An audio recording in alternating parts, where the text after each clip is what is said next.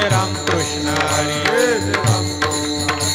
जय राम कृष्ण हरी जय जय राम कृष्ण हरी जय जय राम राम राम जय जय राम कृष्ण हरी जय जय राम कृष्ण जय जय राम कृष्ण हरी जय जय राम कृष्ण जय जय राम कृष्ण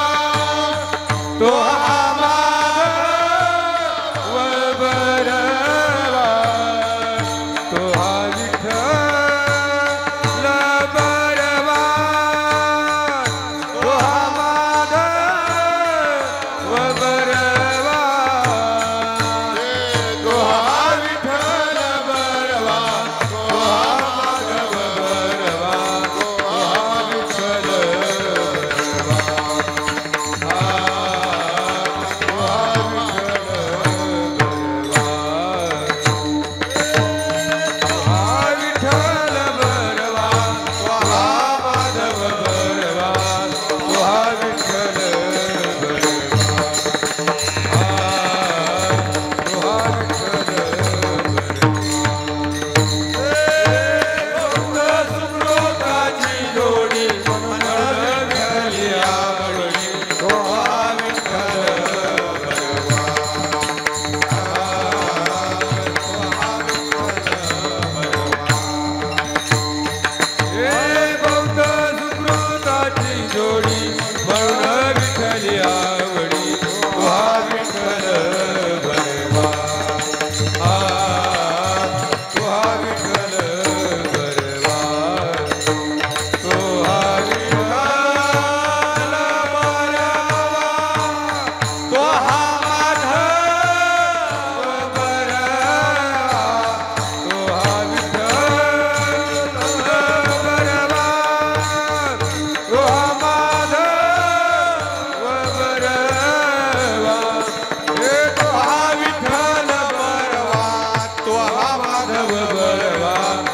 जय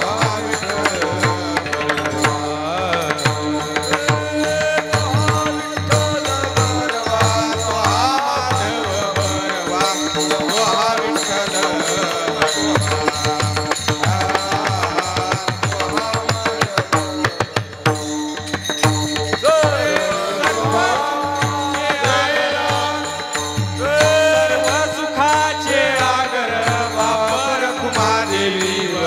कृष्ण हरी जय जय राम कृष्ण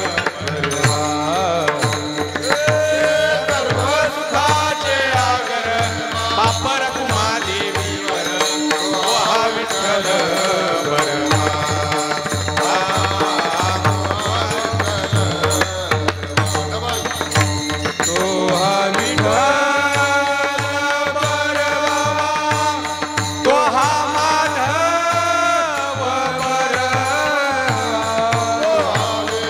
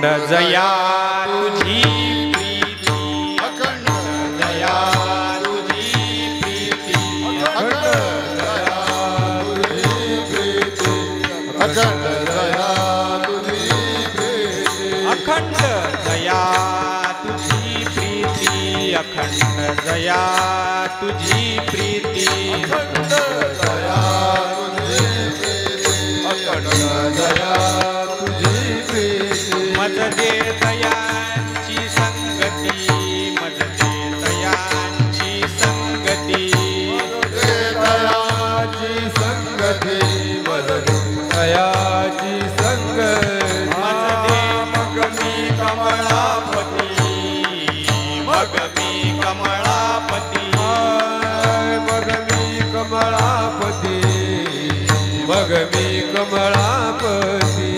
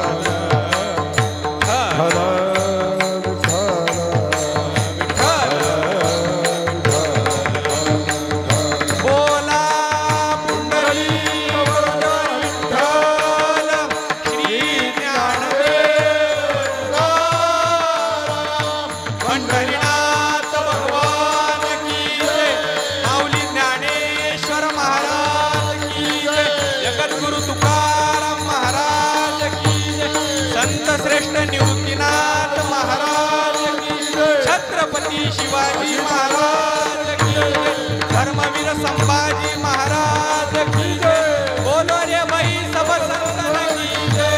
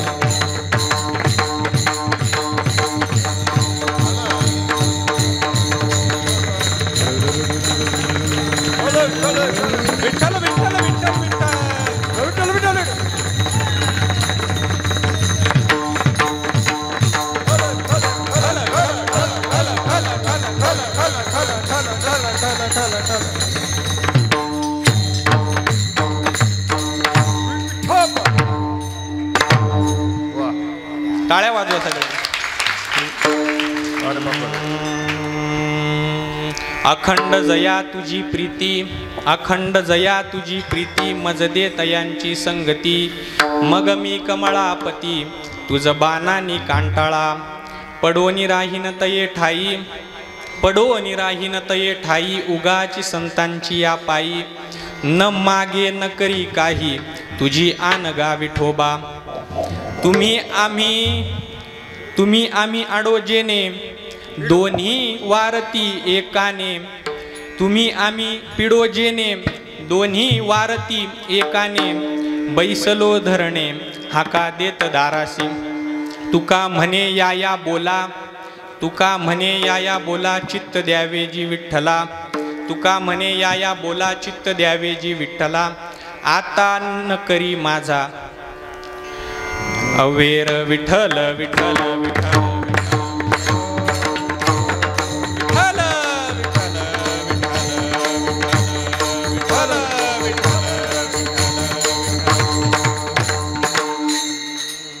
समचरण सरोजम सांद्रणीलाबुदाबम, जगननिहित पाणिं मंडनं मंडनानां. तरुण तुलसीमाला कंदरं कंजनेत्रं, सदयदवलहासं विठ्ठलं चिंतयामि. निवृत्तीनाथाचे चरणी शरण एका जन, शरण एका जनार्दनी, शरण एका जनार्दनी. निवृत्तीनाथाचे चरणी शरण एका जनार्दनी, शरण एका जनार्दनी, शरण एका जनार्दनी.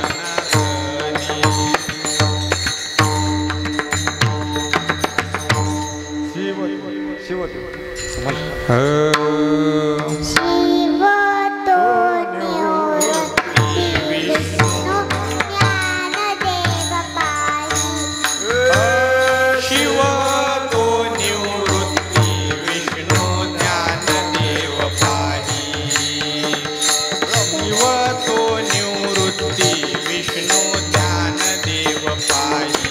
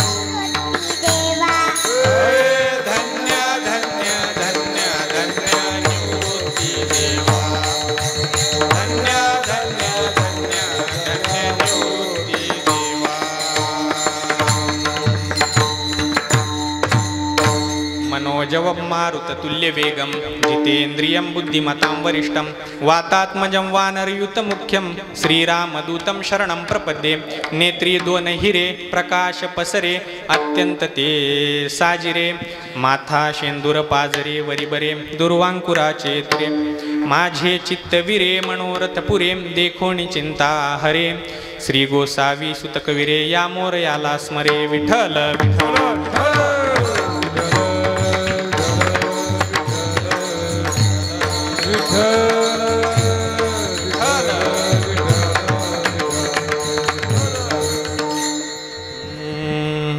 अखंड जया तुझी प्रीती अखंड जया तुझी प्रीती मज दे तयांची संगती मग मी कमळापती तुझ बाणाने कांटाळा. प्रस्तुत प्राप्त प्रसंगी प्राप्त स्थळी संप्राप्त कीर्तन रूपी सेवेकरता निवडलेला अभंग तुमच्या पुढ्यात गायण्यात आलेला अभंग हा जगद्गुरु जगद्वंदनीय देवमान्य संत लोकमान्य संत नवे नवे संत मान्य संत देहू निवासी श्री संत तुकाराम महाराज यांचा 4 चरणाचा आणि मागणीपर प्रकरणातील चौकडी असा अभंग आहे. विठ्ठल विठ्ठल.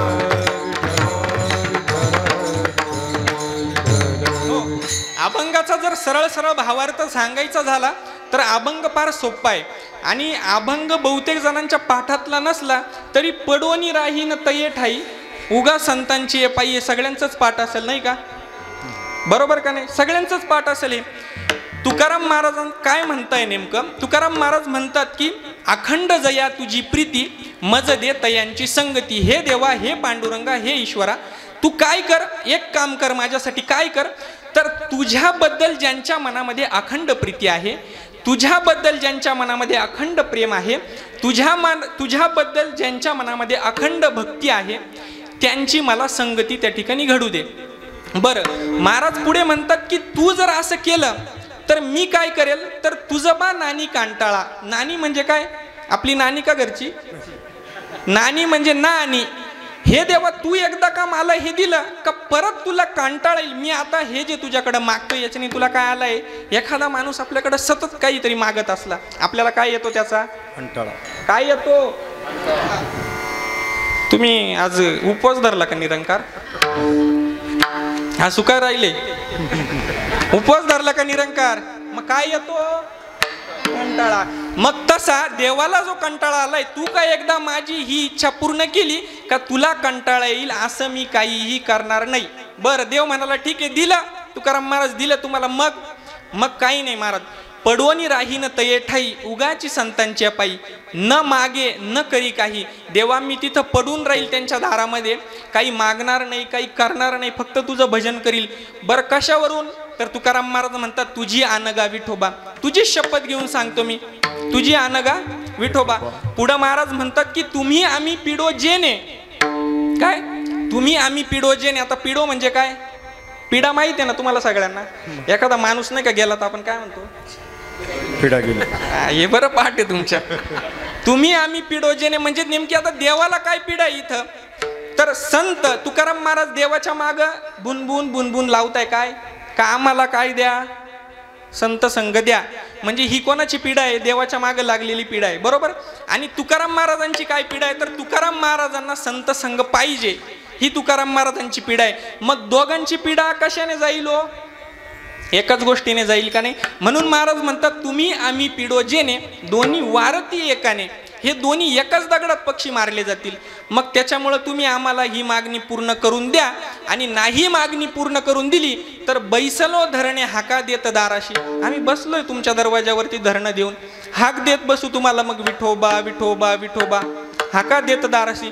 तुकाराम महाराज पुढं म्हणतात तुका म्हणे या बोला चित्त द्यावे बा विठ्ठला. तुकाराम महाराज म्हणतात की हे पांडुरंगा, हे पंढरीश परमात्मा, तू माझ्या या बोलण्याकडे लक्ष दे, चित्त दे, अवधान दे.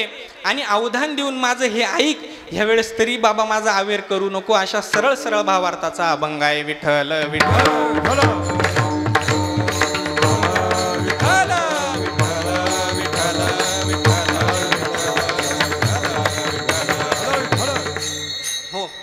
अभंगाचा भावार्थ सांगितला. अभंगाच्या चिंतनाला प्रारंभ करण्यापूर्वी तुम्ही आम्ही या ठिकाणी कोणत्या निमित्ताने जमलेलो आहोत ते सगळ्यांना माहिती आहे ना? माहिती आहे? माहिती आहे का? माहिती आहे. तरी वक्त्याचं कर्तव्य, आद्य कर्तव्य असतं परिचय देणं. म्हणून मी सांगतो की आपल्या गावात चालू असलेला हा अखंड हरिनाम सप्ताह, हा ज्ञानयज्ञ, आणि या ज्ञानयज्ञातील आजची ही 7व्या दिवसाची कीर्तन रूपी सेवा बेलापूरकर महाराजांच्या वाट्याला होती, पण काही कारणास्तव त्यांना येणं जमलं नाही आणि ती या ठिकाणी माझ्या वाट्याला आली. विठ्ठल विठ्ठल विठ्ठल.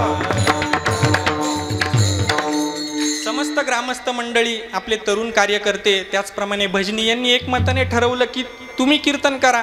आता माझी काही तयारी नव्हती, मी काही कीर्तनकार नाही, पण सांगितलं काल आबांनी का करायला लागेल कीर्तन. मग आता त्यांचं सांगणं मला ऐकावं लागेल, कारण ती थोडी अशोक काका कुठे, त्यांना माहिती का ऐकायला लागेल. विठ्ठल विठ्ठल विठ्ठल.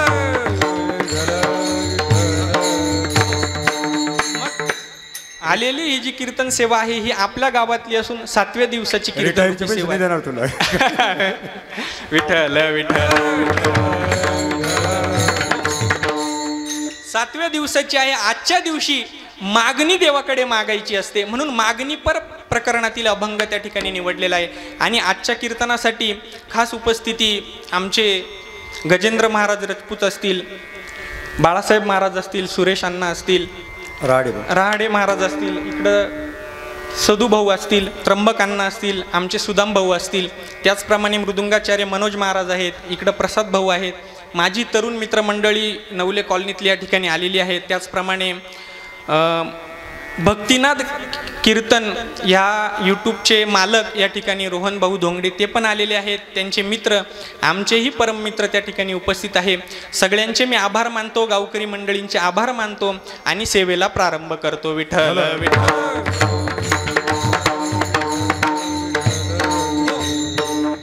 महाराज म्हणतात की अखंड जया तुझी प्रीती मजदे तयाची संगती. अभंगाचं चिंतन बघू आपण, पण लक्षात घ्या, माणूस ज्या वेळेस जगत असतो ना, कुठलाही माणूस जगत असतो, कुठलाही मनुष्य जगत असतो, किंवा कुठलाही पशु जगत असतो, कुठलाही प्राणी जगत असतो, कुठली सजीव या ठिकाणी जगत असतो, तर प्रत्येक जण, प्रत्येक प्राणी ह्या पृथ्वीवर जगत असताना असा जगत नाही. तो कसा जगतो? सापेक्ष जगत असतो. कसा जगतो? सापेक्ष जगत. निरपेक्ष कोणीही जगत नाही. सापेक्ष म्हणजे काय? तर प्रत्येकाला कसली ना कसली अपेक्षा असते जीवनामध्ये आलेला प्रत्येक जण. आता लांबचं सोडून द्या, आमचंच घ्या. यांना वाटतं पोरांनी कीर्तन करावं, पोराला वाटतं पोरीने अभंग म्हणावं. म्हणजे प्रत्येकाला काय आहे? प्रत्येकाला जीवनामध्ये काय आहे? अपेक्षा आहे की नाही अपेक्षा? बरोबर का नाही? प्रत्येकाची अपेक्षा. कोणी किती म्हटलं ना मला काहीच अपेक्षा नाही, तरी प्रत्येकाला, कोणाला साडीची अपेक्षा, कोणाला लुगड्याची अपेक्षा, कोणाला कपड्याची अपेक्षा, कोणाला बंगल्याची अपेक्षा, कोणाला गाडीची अपेक्षा, कोणाला सोन्याची अपेक्षा, कोणाला मोबाईलची अपेक्षा आहे की नाही? प्रत्येकाला अपेक्षा. असा कोणी या ठिकाणी बसलाय का ज्याला कसलीच अपेक्षा नाही? अहो सांगा काही. हा नाही सांगा. आहे का कोणी? कसलीच बाबा मला कसलीच अपेक्षा नाही आयुष्यामध्ये. आहे का असं कोणी? आहे का? अहो मान तरी आलो अहो निदान. गावचाच बाबा. हा ना, ते रेकॉर्ड करायला आले, ते काय म्हणतील? काय बाई शेवग्याची माणसं, माना हलवती नाही. आहे का नाही अपेक्षा? त्यांना पण अपेक्षा आहे, तुम्ही मान तरी हलवावी. आहे ना अपेक्षा? प्रत्येकाला या ठिकाणी अपेक्षा आहे, प्रत्येकाला.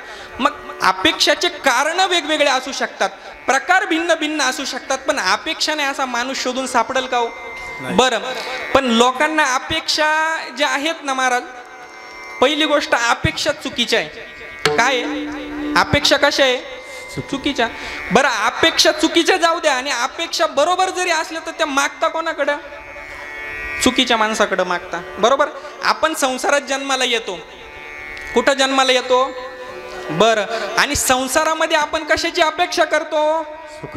सुखाची अपेक्षा करतो का नाही? प्रत्येक जण या ठिकाणी बसलेल्यापैकी तुम्ही काय, मी काय, मी सुद्धा सुखाची अपेक्षा करतो का नाही करत? प्रत्येक जण करतो. बरं, सुखाची अपेक्षा, सुख आपण कुठं शोधत असतो?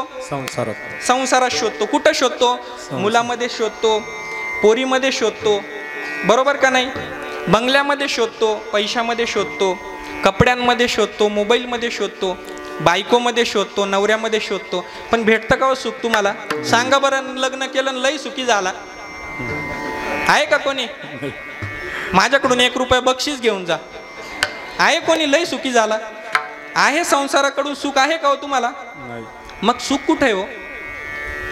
सुख एक येची ठाये बहुपायी संतांचा, बहुपायी संतांचा, बहुपायी संतांचा. सुख एक येची ठाये बहुपायी संतांचा, बहुपायी संतांचा, बहुपायी संतांचा. सुख कुठं आहे तर ते परमात्म्याजवळ आहे. अध्यात्मात खरं सुख आहे. जे आपण संसारात शोधतो ते सुख नाही. बरं आपलं मी तुम्हाला काय सांगितलं, एक तर आपल्या माणसांना काय बोलावं, कुठं बोलावं, कसं बोलावं कळतं का? कळतं का? मला तर कळतं बा. बरं कुठं जावं, कसं जावं कळतं का? कसं वागावं, कसं उठावं, कसं बसावं कळतं का? काहीच कळत नाही आपल्या लोकांना. काय झालं, महाराष्ट्रातले 4 विद्यार्थी होते. ते विद्यार्थी, पूर्वीचा काळ होता, काशीला गेले शास्त्री पंडित बनण्यासाठी. बाबा कशासाठी गेले? शास्त्री पंडित बनण्यासाठी गेले. 8-9 वर्षाचा काही शास्त्रीचा अभ्यास असेल, पंडिताचा अभ्यास असेल, तो केला. आणि तो केल्यानंतर 8-9 वर्षानंतर परतत असताना महाराष्ट्रात आले. आणि आल्यानंतर एके ठिकाणी मुक्कामी थांबले गावामध्ये. मुक्कामी थांबल्यानंतर सकाळी लवकर उठले. पावसाळ्याचे दिवस होते, नदीला पाणी आलेलं होतं थोडंसं. त्यांनी ठरवलं की आपण चौघांनी काय करायचं, नदीमध्ये स्नानाला त्या ठिकाणी जायचं. ठरवलं स्नानाला जायचं. आणि ठरल्याप्रमाणे 4 जण कुठे गेले, नदीमध्ये स्नानाला गेले. स्नानाला गेल्यानंतर आता पावसाळ्याचे दिवस होते, पाणी जरी दिसत असलं तरी ते थोडं खोल होतं आणि वाहतं होतं. वाहतं असल्यामुळे त्याच्या 3 जण पोहायला तरबेज होते. त्या 3घांनी काय केलं, ते 3 पोहायला तरबेज होते आणि एक थोडासा कच्चा होता. तो कच्चा गटांगळ्या खाऊ लागला. काय करायला लागला? गटांगळ्या. सांगा पटकन, काय करायला लागला? गटांगळ्या खाऊ लागला. बरं तुम्ही गटांगळ्या नका खाऊ कीर्तनामध्ये, म्हणजे झालं विठ्ठल विठ्ठल. तो एक जण गटांगळ्या खाऊ लागला. मग गटांगळ्या खात असताना ह्या 3घांनी विचार केला की आपल्या आयुष्यामध्ये असा प्रसंग कधी आलाय? पहिल्यांदाच आलाय, आत्ताच आलाय. असा प्रसंग याच्या आधी आला का आपल्या आयुष्यामध्ये? कोणी बुडतं का? नाही. मग जर असा प्रसंग आपल्या आयुष्यात पहिल्यांदा आला, आपण 9 वर्ष काय केलंय, अभ्यास कसला केलाय? शास्त्री होण्याचा. मग आपण याला बाहेर काढायच्या पहिले काय बघितलं पाहिजे अण्णा? शास्त्र बघितलं पाहिजे. म्हणून त्या 3घांनी काय केलं माहिती का, त्याला तसंच ठेवलं आणि बाहेर आले. काय बघायला आले? शास्त्र बघायला आले. ते शास्त्र बघितलं आणि शास्त्रामध्ये त्यांना पहिलंच हे भेटलं, काय? अर्धम त्यजति पंडितः. जो अर्ध्या गोष्टीचा पूर्ण गोष्ट जर वाया जात असेल, त्याच्यातली अर्धी गोष्ट जो त्याग करतो ना, अर्धी गोष्ट जो वाचवतो, त्याचं नाव पंडित, त्याचं नाव शास्त्री. मग त्यांनी विचार केला, आपण शास्त्री झालो, पंडित झालो, बघा बरं किती कामाला आलं. इथं आलं की नाही, अर्धम त्यजति पंडित. हा चला आता हा पूर्ण बुडतो, याला अर्धा कापण बाहेर आणा. त्यांनी तलवार काढली, त्याला अर्ध कापलं बाहेर आणलं. जिवंत राहिला ना तो. अहो पाहता काय, जागीच मेला तो. अर्ध कापलं त्याला. बरं ते तिथं वापरायचं होतं का अर्धम त्यजति पंडित? हा ते कुठं वापरायचं होतं? मग ज्या वेळेस एखादा गावातला मनुष्य किंवा एखादा माणूस, त्याला रोग झाला. कोणता रोग? ते गँग्रीन होतं बघा ना, गँग्रीन ज्वर होतो. तो ज्वर आपल्या अंगठ्याला झाला आणि तुम्ही डॉक्टरकडे गेले तर डॉक्टर काय म्हणता? तुम्हाला अंगठा या ठिकाणी कापायला लागेल. बरं अंगठा कापायला लागेल तर म्हणतो, काय डॉक्टर आहे? हा का डॉक्टर आहे? अंगठा कुठं कापायला लागेल का? बरा होईल, जातो घरी, घरीच काहीतरी औषध उपचार करतो. परत 5-6 महिन्यांनी डॉक्टरकडे येतो. तो आता ज्वर वरती आलेला राहतो. डॉक्टर म्हणतो, आता तुम्हाला अंगठा नाही, आता गुडघ्यातून पाय कापायला लागेल. तो म्हणतो, बाबा गुडघ्यातून पाय? अहो म्हणे, आता तरी गुडघ्यातून पाय कापायला लागेल, तुम्ही जर अजून 5-6 महिन्याने आले तर मांडीतून पाय कापायला लागेल. तो म्हणाला, मग? अहो मग काय, आणि अजून जर 5-6 महिने लेट केलं तर तुम्हाला त्या ठिकाणी विठ्ठल विठ्ठल विठ्ठल. म्हणजे मला सांगायचं काय की वापरायचं कुठं, म्हणजे काय कुठं वापरलं पाहिजे, काय कुठं विचारलं पाहिजे, काय कुठं केलं पाहिजे. बरं तेच 3 जण उरले, पुढे गेले. पुढे गेल्यानंतर संध्याकाळ झाली. मारुतीचं मंदिर होतं एक. मारुतीच्या मंदिरामध्ये झोपण्यासाठी गेले. रात्र झालेली होती, काही जेवण वगैरे काही केलं नाही. मित्र गेलं, त्याचं दुःख होतं. पण आपण शास्त्राने सगळं केलं, शास्त्र पाहून सगळं केलं, म्हणून त्यांच्या मनामध्ये अभिमान पण होता. बरं झालं. आणि मग त्या मारुती मंदिरात झोपले. एक गावातला सद्गृहस्थ होता, त्याला सवय होती की रोज आपलं जेवण झालं की गावात फेरफटाका मारायचा आणि जर कोणी अतिथी असेल, कोणी उपवासी असेल तर त्याला काय करायचं, घरी नेऊन जेवू घालायचं. त्याने बघितलं की बटू वामनाच्या वेशामध्ये कोणीतरी 3 जण दिसताय, नक्कीच सत्पुरुष असतील, म्हणून त्याने सांगितलं की तुम्ही कृपा करा, आमच्या घरी काय करा, जेवण करायला त्या ठिकाणी चला. ते म्हणले चला, आता देवानी सोय केली आपली, आपण शास्त्री झालोय म्हणलं, देवच करील आपली सोय. गेले त्याच्या घरी जेवण करायला. गेल्यानंतर आता काही ते पूर्वज नियोजित नव्हतं, त्यांच्या घरी त्यांनी धपाटे केले होते. धपाटे, धिरड नाही का, धिरड थालीपीठ, बरोबर. ते धिरड कसं असतं, ते धपाट्यांना मध्ये मध्ये काय असतं हो, काय असतं, छिद्र असतं का नाही, बरोबर ना. खाल्ले ना तुम्ही, आठवू नका, इथं तोंडाला पाणी येईल. तर ते धपाटे त्यांनी केले होते. मग यांना ताटामध्ये ते धपाटे वाढले. प्रसाद महाराज वाढल्यानंतर त्यांच्या लक्षात आलं की आपण तिकडं काशीला होतो, तर असा काही पदार्थ आपल्याला कधीच पाहायला नाही भेटला, बरोबर. म्हणजे हा नवीन पदार्थ यांनी आपल्याला काहीतरी खायला दिलाय. मग खायच्या आधी आपण काय केलं पाहिजे, शास्त्र पाहिलं पाहिजे. त्यांनी शास्त्र पाहिलं, त्यांनी पानं उलटले, त्यांना एक त्या ठिकाणी प्रमाण दिसलं, काय का छिद्रम अपि विनाशयत, म्हणजे ज्या ठिकाणी छिद्र आहे त्या ठिकाणी काय विनाश आहे. झालं, उठले तडा ताटावून निघून गेले, आम्हाला नाही जेवायचं म्हणे, या ठिकाणी विनाश आहे, निघून गेले. आता ते कुठं वापरायचं होतं की तुम्ही जर एखाद्या नदी पार करताय आणि त्या होडीला जर एखादं छिद्र पडलेलं आहे, ते छोटं का असं पण छिद्र एक ना एक दिवस तुम्हाला काय करेल, ती होडी बुडवेल. ते तिथं वापरायचं होतं, यांनी कुठं वापरलं, खायच्या ठिकाणी वापरलं. उपाशी राहिले, दृष्टांत संपला. मला सांगायचं की आपल्या लोकांना काय करावं, कुठं करावं, कसं कळावं, काय मागावं, कोणाकडे मागावं, कसं मागावं, हेही काहीच कळत नाही. म्हणून प्रत्येक जीव हा सापेक्ष असतो, पण अपेक्षा हा चुकीच्या माणसाकडे, अपेक्षा हा चुकीच्या व्यक्तीकडे, आणि आपली अपेक्षाच मुळात चुकीची असते. विठ्ठल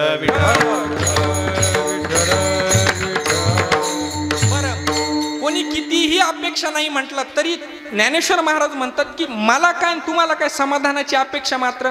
कोणी असो जगामध्ये, त्याला प्रत्येकाला एक अपेक्षा मात्र नक्की. कोणी किती म्हटलं महाराज मला आता कसलीच अपेक्षा नाही, पण त्याला एक अपेक्षा असते, कसली, समाधानाची अपेक्षा असते. समाधानाची का होईना प्रत्येकाला त्या ठिकाणी अपेक्षा असते. आणि समाधानाची अपेक्षा तो कुठं शोधत असतो, प्रपंचामध्ये शोधत असतो त्या ठिकाणी. पण समाधान हे प्रपंचात भेटत नाही. समाधान कुठं असतं, तर समाधान परमार्थातच आहे, संतांच्या चरणावर, देवाच्या चरणावर समाधान त्या ठिकाणी असतं. लोक बंगल्यांचे नावं देतात समाधान का, समाधानी राहायसाठी. पण मग त्या बंगल्यात समाधान राहतं का हो, आता काय राहतं ते इथं सांगू का तुम्हाला, आता काय राहतं. बरं, लोक तेवढं नाही करतील, लोक मुलाचं नाव समाधान ठेवतात समाधानी राहण्यासाठी, पण राहतं का हो ते समाधानी. प्रत्येक मनुष्य काही ना काही तळमळ आपल्या आयुष्यामध्ये करत असतो. मग कोणीच मनुष्य असा समाधानी त्या ठिकाणी राहत नाही. पण मग मनुष्याला मग समाधानी राहत नाही, मग काहीच मिळत नाही का हो, मिळतं ना. आयुष्यामध्ये प्रत्येक जीव जगत असताना, प्रत्येक मनुष्य असताना 3 गोष्टी मिळत असतात अण्णा, 3 गोष्टी मिळतात. कोणत्या, काही गोष्टी या मनुष्याला प्रारब्धाने त्या ठिकाणी मिळत असतात. प्रारब्धाने 5 गोष्टी मिळतात, मी सांगतो पुढं. दुसरं, काही गोष्टी माणसाला प्रयत्नाने मिळवाव्या लागतात. पहिलं काय सांगितलं, काही गोष्टी प्रारब्धाने मिळतात, काही गोष्टी प्रयत्नाने मिळवाव्या लागतात, आणि काही गोष्टी आयुष्यामध्ये ह्या फक्त देव कृपेनेच किंवा संत कृपेनेच मिळतात. बरं, पहिलं काय सांगितलं, प्रारब्धाने काही गोष्टी मिळतात. 5 गोष्टी कोणकोणत्या, तर महाराज म्हणतात पहिले अन्न मान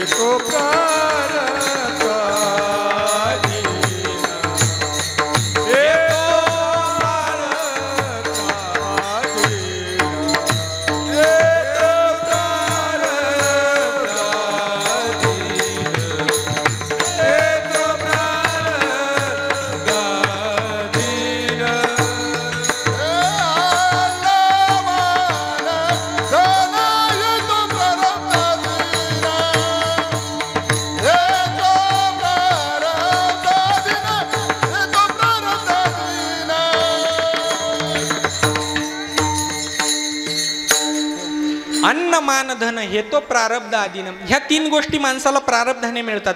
पण मी मगाशी किती सांगितल्या, 5 सांगितल्या. मग पुढच्या 2 कोणत्या, तर चांगल्या कुळामध्ये जन्म हा माणसाला प्रारब्धाने त्या ठिकाणी मिळत. चांगल्या प्रकारचा मृत्यू हाही माणसाला कसा मिळतो? प्रारब्धानेच मिळत असतो. पहिलं अन्न माणसाला प्रारब्धाने मिळतं. कसं प्रारब्धाने मिळतं? तुमचं आमचं फार, आपण जर एखाद्या ठिकाणी झोपलो उपाशी आणि आपलं झोपल्यानंतर आपल्या उशाला जरी भाकरीचं भरलेलं टोपलं असलं आणि त्या भाकरीवर जर आपलं नाव नसलं ना महाराज, तरी ती भाकर आपल्या काही उपयोगात पडत नाही. जुनी म्हण आहे, दाणे दाणे पे लिखा है खाने वाले का नाम का सोने वाले का. दाणे दाणे पिली काय म्हणजे आपल्या उशाला जरी भाकरीचं भरलेलं टोपलं असलं तरी आपलं जर त्या भाकरीवर नाव नसलं ना तरी आपल्या ते काहीही उपयोगात पडत नाही. अहो एवढंच काय, तुमची आमची फार सामान्य गोष्ट आहे. तो जगाचा नायक श्रीकृष्ण परमात्मा आणि त्याचे 3च अंतरंग मित्र झाले. कोणकोणते? पहिला आहे अर्जुन, दुसरा आहे उद्धव आणि तिसरा आहे सुदामदेव. 3च मित्र होते त्याचे आणि त्याची मैत्री काय आपल्यासारखी नव्हती, बरोबर का नाही? आपल्यासारखी त्यांची मैत्री नव्हती. असं असताना देखील श्रीकृष्ण परमात्मा किती श्रीमंत होता, अख्खी द्वारका त्याची सोन्याची होती. पण तो सुदामदेव या ठिकाणी एक वेळेचं अन्न करता त्या ठिकाणी बेचैन होत होता. एक वेळेस जर त्यांच्या कुटुंबाने अन्न खाल्लं तर दुसऱ्या वेळेला काय खायचं याची पंचायत सुदामदेवाला त्या ठिकाणी होते. का असं? एक मित्र असा आणि एक मित्र असा का? कारण ललाटीचे लिहिले आणि ते न मिटे काही केले. प्रारब्ध त्यांचं प्रतिकूल होतं, प्रारब्ध अनुकूल नव्हतं आणि म्हणून त्या ठिकाणी अन्न. दुसरा आहे अन्न मान, मान सत्ता. मान त्या ठिकाणी मिळवण्यासाठी कोण, मला सांगा, कोण असा मान मिळवण्यासाठी प्रयत्न करत नाही? आहे का कोणी असा? प्रत्येक जण मान मिळवण्यासाठी प्रयत्न करतो, सत्ता मिळवण्यासाठी प्रत्येक जण प्रयत्न करतो. तुम्ही बघताच आहे, ह्या पक्षातून त्या पक्षात, त्या पक्षातून त्या पक्षात. आहे की नाही? कशासाठी? हे समाजसेवेसाठी का? मान मिळव कशासाठी? हे सत्ता मान मिळवण्यासाठी हे सगळे. म्हणजे याची टोपी त्याच्या डोक्यात, त्याची टोपी त्याच्या डोक्यात, सगळ्या टोप्या आपल्या डोक्यात. कशासाठी? मान मिळवण्यासाठी. पण मान मिळतो का? सत्ता मिळते का हो? तुम्ही कितीही खटपट करा. एक फार गोड उदाहरण आहे त्या ठिकाणी बघा तुम्ही. आज आपले जे मुख्यमंत्री आहे, मी काही कोणत्या पक्षाचा प्रचार करत नाही बरं का, पण एक रिक्षावाला त्या ठिकाणी मुख्यमंत्री आहे. का मुख्यमंत्री आहे? प्रारब्ध अनुकूल आहे. चहावाला पंतप्रधान झालाय तिसऱ्यांदा. कशामुळे झाला? प्रारब्ध अनुकूल आहे म्हणून झाला. सयाजीराव गायकवाड नाव ऐकलेलं आहे ना, सयाजीराज बडोद्याचे. काय झालं? सयाजीराजे गायकवाडांचा इतिहास माहिती आहे कोणाला? सयाजीराजे गायकवाडांचं प्रारब्ध बघा. एका गरीब कुटुंबामध्ये सयाजीराजे जन्माला आले आणि जन्माला आल्यानंतर बडोद्याचे जे त्या काळचे राजे होते, अचानक एक दिवस त्या राजांची गाडी आली. सयाजीराजांना गाडीत बसवलं आणि आहे त्या आयत्या गादीवर बसवलं. का बसवलं? प्रारब्ध अनुकूल. फक्त प्रारब्ध म्हणजे अन्न, मान आणि शेवटी धन. धन मिळवण्यासाठी किती जण कष्ट करतात? मी करतो, तुम्ही करता, सगळेच जण करतात. पण धन मिळतं का हो? आणि धन कष्ट करून मिळत असतं तर मला सांगा, गाढव किती कष्ट करतो? किती श्रीमंत झाला असतं गाढव? झालं का श्रीमंत? नाही. का? तर प्रारब्ध अनुकूल नाही, प्रतिकूल प्रारब्ध आहे. त्याच्यामुळं अन्न, मान, धन हे तो प्रारब्ध आधीनं. का रे सोस करीशी वाया भज मना पडणे. अरे का हा वाया सोस करतोय?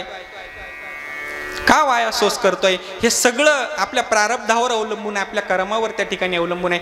तिसरा, चौथा आहे चांगल्या कुळामध्ये जन्म. या ठिकाणी माणसाला प्रारब्धाने मिळत असतो. कोणाला वाटतं की गरीब शेतकऱ्याच्या कुटुंबामध्ये जन्म घ्यावा? कोणाला वाटतं? हातवर करा बरं. कोणाला वाटतं? अहो तुम्हाला काय, मला तरी वाटेल का गरीब शेतकऱ्याच्या कुटुंबात जन्म घ्यावा? कोणालाच वाटत नाही. प्रत्येकाला वाटतं अंबानी, अदानी, बिर्ला, टाटा यांच्या घरात जन्म घ्यावा. वाटतं की नाही प्रत्येकाला? पण होतं का हो तसं? होतं का तसं? का? कारण प्रारब्ध प्रतिकूल असतं. आपलं प्रारब्ध ज्याप्रमाणे असतं त्याप्रमाणे आपल्याला त्या त्या कुळामध्ये जन्म त्या ठिकाणी भेटत असतो. अन्न, मान, धन, चांगल्या कुळामध्ये जन्म आणि चांगल्या प्रकारचा मृत्यू जरी आपल्याला पाहिजे असेल ना तरी तो असा भेटत नाही महाराज. त्याला प्रारब्धच अनुकूल असावं लागतं. नाहीतर आज तुम्ही हॉस्पिटलमध्ये बघता 2-2, 3-3 वर्ष लोक कोमामध्ये असतात हो, मृत्यूची वाट बघत असतात. पण मृत्यू येत नाही. काय येत नाही? प्रारब्ध त्या ठिकाणी प्रतिकूल असतं. अहो परभणी जिल्ह्यामध्ये दैठणा नावाचं त्या ठिकाणी गाव आहे. त्या दैठणा गावामध्ये मोतीराम महाराज कैकाने नावाचे फार मोठे सत्पुरुष होऊन गेले. बऱ्याच जणांनी ऐकलं असेल. ते मोतीराम महाराज कैकाने फार मोठे भगवत भक्त होते आणि भगवत भक्त असल्या कारणाने योगी होते, योगभ्रष्ट होते. त्यांनी ठरवलं की आता आपल्याला ह्या मृत्यूलोकातली यात्रा संपवायची आणि वैकुंठ धामाला त्या ठिकाणी, निज धामाला त्या ठिकाणी जायचं ठरवलं. त्यांच्या हातात असतं ते ठरवलं. म्हणून ते आपल्या गावातल्या ब्राह्मणांकडे गेले, भूदेवांकडे गेले आणि विचारलं की हे ब्राह्मण देव, अहो मला हा मृत्यूलोक सोडायचा आहे, या ठिकाणी मला जायचंय, माझी यात्रा संपून. तेव्हा एक चांगला असा शुभ मुहूर्त सांगा मी ज्या दिवशी देह ठेवू शकेल. तेव्हा त्या ब्राह्मण देवाने नम्रपणे सांगितलं, मोतीराम महाराज 10 दिवसांनी गुरुवार आहे, गुरुपुष्यामृत योग आहे, दुपारी ठीक 3 वाजता अगदी योग्य मुहूर्त आहे, त्या दिवशी तुम्ही देह हा ठेवू शकता. ठरलं. 10 दिवसांनी गुरुवारी दुपारी 3 वाजता देह त्या ठिकाणी त्याग करायचा आणि वैकुंठाला जायचं ठरवलं. आणि ठरवल्यानंतर त्यांच्या मनामध्ये विचार त्या ठिकाणी आला की ज्या वेळेस ज्ञानेश्वर महाराजांनी संजीवन समाधी घेतली होती त्यावेळेस त्यांचे श्रीगुरु त्या ठिकाणी उपस्थित होते आणि ते श्रीगुरु आपलेही त्या ठिकाणी आपल्याला ही मृत्यूलोकातली यात्रा संपवितांनी देह ठेवताना उपस्थित राहावे. आणि म्हणून ठाकूरबुवांची मोठी परंपरा वारकरी संप्रदायाला लाभली. ठाकूरबुवा त्यांची गुरु. ठाकूरबुवांना सांगितलं की असं असं आहे, तुम्ही गुरुवारी 1 ते 3 कार्यक्रम करा, कीर्तनाचा कार्यक्रम करा आणि 3 वाजता मी देह ठेवणार. ठरलं. गुरुवार उजडला, ठाकूरबुवा आले, कीर्तनाला सुरुवात झाली आणि मोतीराम महाराज पुढे बसून मोठ्या आनंदाने टाळ्या वाजू लागले, मोठ्या आनंदाने भगवंताचं भजन करू लागले. आणि भजन करत असताना ठाकूरबुवांच्या लक्षात आला, अरे हा एवढा प्रेमाने भजन करतोय, एवढा तल्लीन होऊन भजन करतोय, कसला जातोय. म्हणून 2:45 वाजताच त्या ठिकाणी कीर्तन आटोपलं. 2:45 वाजता कीर्तन आटोपलं आणि आटोपल्यानंतर मोतीराम महाराजांनी शेजारच्याला विचारलं, का हो किती वाजले. ते म्हणाले 2:10, 2:45. 2:45 म्हटल्यानंतर त्यांच्या लक्षात आलं की अजून 15 मिनिटं बाकी आहे. त्यांनी सांगितलं, आता एक काम करा, आता हरिपाठ घ्या. हरिपाठ घेतला. मी सांगतो हरिपाठ 15 मिनिटं चालला, 3 वाजायला ज्ञानदेवाप्रमाणे निवृत्ती देवी ज्ञान आणि समाधी संजीवन हरिपाठ हे प्रमाण यायला आणि मोतीराम महाराजांनी देह ठेवायला एकच वेळ झाली. विठ्ठल विठ्ठल. म्हणजे सांगायचं काय, प्रारब्ध अनुकूल पाहिजे चांगला मृत्यू येण्यासाठी. माऊली म्हणतात, का झाकलिया घटीचा दिवा, नेनो काय झाला की पांडवा, या रीती जो पांडवा देह ठेवी. नेनो काय झाला केदवा, या रीती जो पांडवा देह ठेवू. माऊली म्हणतात की एखादा दिवा आपण झाकावा आणि तो ज्याप्रमाणे विजावा त्याप्रमाणे सत्पुरुष हे देह आपला या ठिकाणी ठेवत असतात. म्हणजे मला सांगायचं काय होतं की काही गोष्टी आपल्या आयुष्यामध्ये ह्या कशाने मिळतात, काय काय प्रारब्धाने मिळतं. सांगा पटकन. अन्न. त्यांना सांगू द्या काय काय मिळतं प्रारब्धाने. का तुम्हाला काहीच नाही मिळालं. महाराज काहीच नाही हो आमच्याकडे. काय काय मिळतं प्रारब्धाने. हा सांगा सांगा. अन्न मान धन पटकन सांगा. पैसे मिळतं नाही नवऱ्याकडून. अन्न मिळतं, मान मिळतो, सत्ता मिळते, धन प्रारब्धाने मिळत असतं आणि चांगल्या कुळामध्ये जन्म प्रारब्धाने मिळत असतो आणि चांगल्या प्रकारचा मृत्यू प्रारब्धाने मिळत असतो. पहिलं झालं प्रारब्ध. दुसरं आहे काही गोष्टी आयुष्यामध्ये माणसाला प्रयत्नाने त्या ठिकाणी मिळवाव्या लागतात. मिळत नाही, काय करावं लागतात, मिळवावे लागतात. अनेक प्रयत्न करावे लागतात. तेव्हा आपले बरेचसे बांधव पोलीस आहेत, IPS आहेत, IAS आहेत, MPSC देतात, UPSC. कशाने देतात. प्रयत्नांची पराकाष्ठा त्या ठिकाणी करावी लागते आणि तेव्हा कुठे ही पदवी मिळत असते. म्हणजे प्रयत्न आपण जर केला. काही लोक असतात दैवाला असे, अहो माझ्या प्रारब्धात नाही, आपण जर म्हटलं ना, का रे बाबा काय, अहो महाराज आपल्याला यश नाही हो त्याच्यामध्ये, म्हणता का नाही महाराज. आपण जर म्हटलं ना, का हो अभ्यास का बरं सोडून दिला, तुम्ही करत होते ना, आपल्याला नाही हो त्याच्यात, नाही जमत आपल्याला, तुमचे प्रयत्न कमी पडले हे नाही सांगत, पण नाही आपलं नाही. म्हणजे आळशीपणा माणसाचा त्या ठिकाणी आडवा येतो. पण माणसाची जर प्रयत्नांची पराकाष्ठा असेल तर महाराज एके ठिकाणी म्हणतात की अभ्यासाशी सांग कार्यसिद्धी, ओले मुळ भेदी खडकाची अंगी. काल कीर्तनाला होते ना तुम्ही. हा जेवढे हो म्हणले तेवढेच होते का. काल महाराजांनी कावळ्याचं उदाहरण दिलं. कावळा कशाची बी खातो, कसली बी खातो, पिंपळाची. ती बी तो विष्टे वाटे एखाद्या दगडावर, एखाद्या मोठ्या सिमेंटच्या ब्लॉकवर टाकतो आणि त्या ठिकाणी ती बी उगवते. मग त्या पिंपळाच्या बी, त्या झाडाचं जे छोटं झाड असतं त्याची मुळी केवढी असते हो, छोटी भली मोठी. केवढी असते मग मुळी, नाही पाहिली का तुम्ही. केवढी असते मुळी, छोटी असते.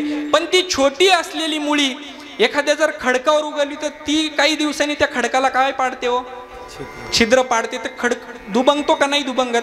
आणि तोच जर आपण जर खडक फोडायला घेतलं तर किती हातोडे मारायला लागत्या, किती मारायला लागत्या महाराज? आम्ही काही मोजले नाही बरं का. म्हणजे आपल्याला 10-15 तरी हातोडे मारायला लागतील का नाही तेव्हा तो फुटल. पण ती एवढी आवडी असलेली मुळी ती कडक असते का बरं? कशी असते ती? कोमल असते, ओली असते. ती ओली असलेली मुळी महाराज सांगतात ओले मूळ भेदी खडकाचे अंगी. भेदते का नाही त्याला? का तर अभ्यासाशी सांग कार्यसिद्धी. अभ्यास म्हणजे काय? प्रयत्न. प्रयत्न जर आपण केला तर त्या पिंपळाला ते जमलं तर आपल्याला जमू शकत नाही का? जमू शकतं. प्रयत्नांची पराकाष्ठा कशाला म्हणतात? विठ्ठल विठ्ठल.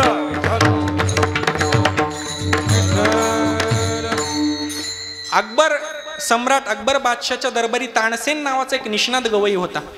तानसेन नावाचा अत्यंत हुशार. गायनामध्ये अनेकांनी तानसेनचं चरित्र ऐकलं असेल. तो तानसेन अकबराच्या दरबारी त्या ठिकाणी काम करायचा. काम म्हणजे गायनाचं काम त्या ठिकाणी करायचा, अकबराला खुश करायचा.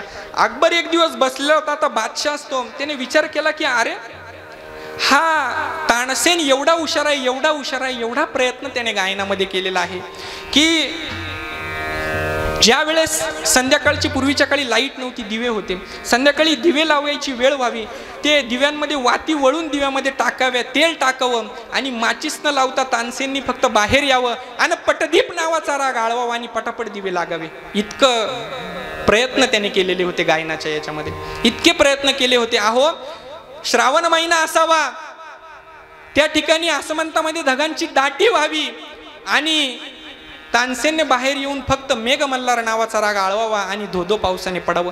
इतकी प्रयत्न त्या ठिकाणी तानसेनची होती, इतकी यशस्वी त्या ठिकाणी गायनामध्ये तानसेन होता. मग अकबराने विचार केला की तानसेन जर एवढा हुशार आहे तर तानसेनचे गुरु किती हुशार असतील. तानसेन जर एवढा हुशार आहे, बरं हे जे लोक असताना मोठे यांचे डोके कसे चालते, असेच उरफाटे काहीतरी चालत असतात.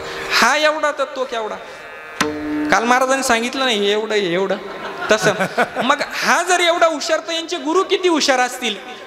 मग त्याने तानसेनना बोलवलं, तानसेनजी मला तुमच्या गुरुजींना भेटायचंय. तेव्हा तानसेनजी म्हणाले नाही महाराज तुम्हाला नाही भेटता येणार. अहो का नाही भेटता येणार? मी सम्राट अकबर बादशाह आहे, अशी अशक्य असणारी गोष्ट माझ्या आयुष्यामध्ये आतापर्यंत घडलेली नाही, का भेटता येणार नाही?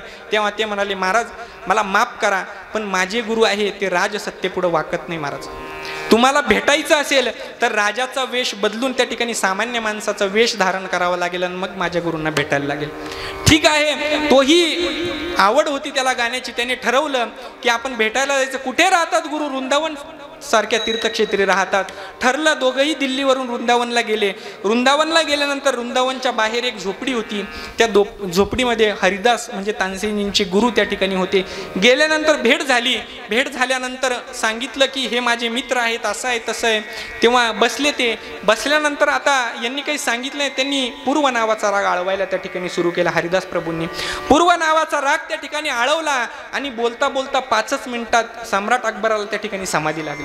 काय लागली? समाधी लागली. हरिदासांनी त्या ठिकाणी आपलं भजन थांबवलं, राग आळवणं थांबवलं आणि सम्राटाला, अकबराला, बादशाला त्या ठिकाणी उठवलं आणि जाण्याची आज्ञा केली. गेल्यानंतर ज्या वेळेस वृंदावनमधून बाहेर आले, बाहेर आल्यानंतर दोन्ही घोडे त्या ठिकाणी बादशाने थांबवले. तानसेनजींना खाली उतरवलं, बादशाही खाली उतरला. आपल्या म्यानातली तलवार काढली आणि तानसेनजींच्या मानेवरती धरली आणि म्हणाले, तानसेनजी मला एक सांगा, तुम्ही आतापर्यंत इतके वर्ष झाले माझ्या दरबारामध्ये त्या ठिकाणी गायन करतात, तुमच्या गायनामुळे साधी झोप सुद्धा मला येत नाही आणि तुमच्या गुरुजींनी 5 मिनिटं काय एक राग आळवला, मला डायरेक्ट समाधी लागली. याचं कारण काय मला सांगा, नाही तर आत्ताच तुमचा शिरच्छेद करील. तुम्ही मला ज्या चांगल्या राग आहे, चांगल्या गोष्टी हे मला ऐकवत नाही का तुम्ही? तेव्हा नम्रपणे तानसेनजी म्हणाले, नाही प्रभू तसं नाही हो. काय आहे, मी जे गातो हे याच्यासाठी गातो. कशासाठी हे कळतं ना तुम्हाला इशारे? हां, मी कशासाठी गातो? पैशासाठी गातो, मानासाठी गातो. आणि ते जे गातात ते फक्त पंढरीश पांडुरंग परमात्म्यासाठी, त्या कृष्ण प्रभूंसाठी गातात. मला सांगायचं काय, प्रयत्न किती असावे माणसाचे. दोन्ही मृदुंग म्हणे आपल्या समोर बसले, काय काल पक्वात घेतला आणि माझ्यासारखं लगेच उभे राहिले का? प्रयत्नांची पराकाष्ठा त्या ठिकाणी त्यांनी केली. आपले गायक असतील, आमचे बाळासाहेब भाऊ असतील, किती प्रयत्न केला गाणं येण्यासाठी, गायन येण्यासाठी. तेव्हा आज कुठं गायन करतात. म्हणजे प्रत्येक गोष्ट आपल्याला जर करायची असेल तर काय करावा लागतो? प्रयत्न करावा लागतो. काही गोष्टी आयुष्यामध्ये कशाने मिळतात? प्रारब्धाने. कशाने मिळतात? प्रारब्धाने. काही गोष्टी कशाने मिळतात? मिळवाव्या लागतात प्रयत्न. आणि काही गोष्टी आपल्या आयुष्यामध्ये ह्या फक्त देवाच्याच कृपेने मिळतात. मग आता देवाच्या कृपेने काय मिळतं आणि देवाच्या कृपेने काय मिळवायला पाहिजे तेच महाराज अभंगाच्या पहिल्या चरणातून मागतात. अखंड जया तुझी प्रीती, अखंड जया तुझी प्रीती, अखंड दया तुझी प्रीती, अखंड दया तुझी प्रीती, मजदे तयाची संगती, मजदे तयाची संगती, मजले तयाची संगती, मजले तयाची संगती, मगमी कमळापती,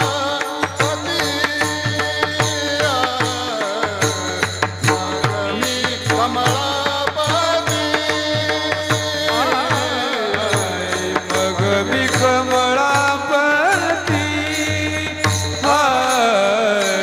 मग मी कमळापती पती. तुझा बिनानी कंटाळा, तुझा बिनानी कंटाळा, पडून राहील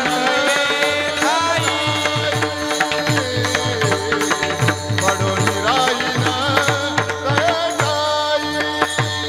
तुझबाणानी कंटाळ, तुझबाणानी कंटाळ, पडून राहील तये ठाई, पडून राहील तये ठाई, ठाई.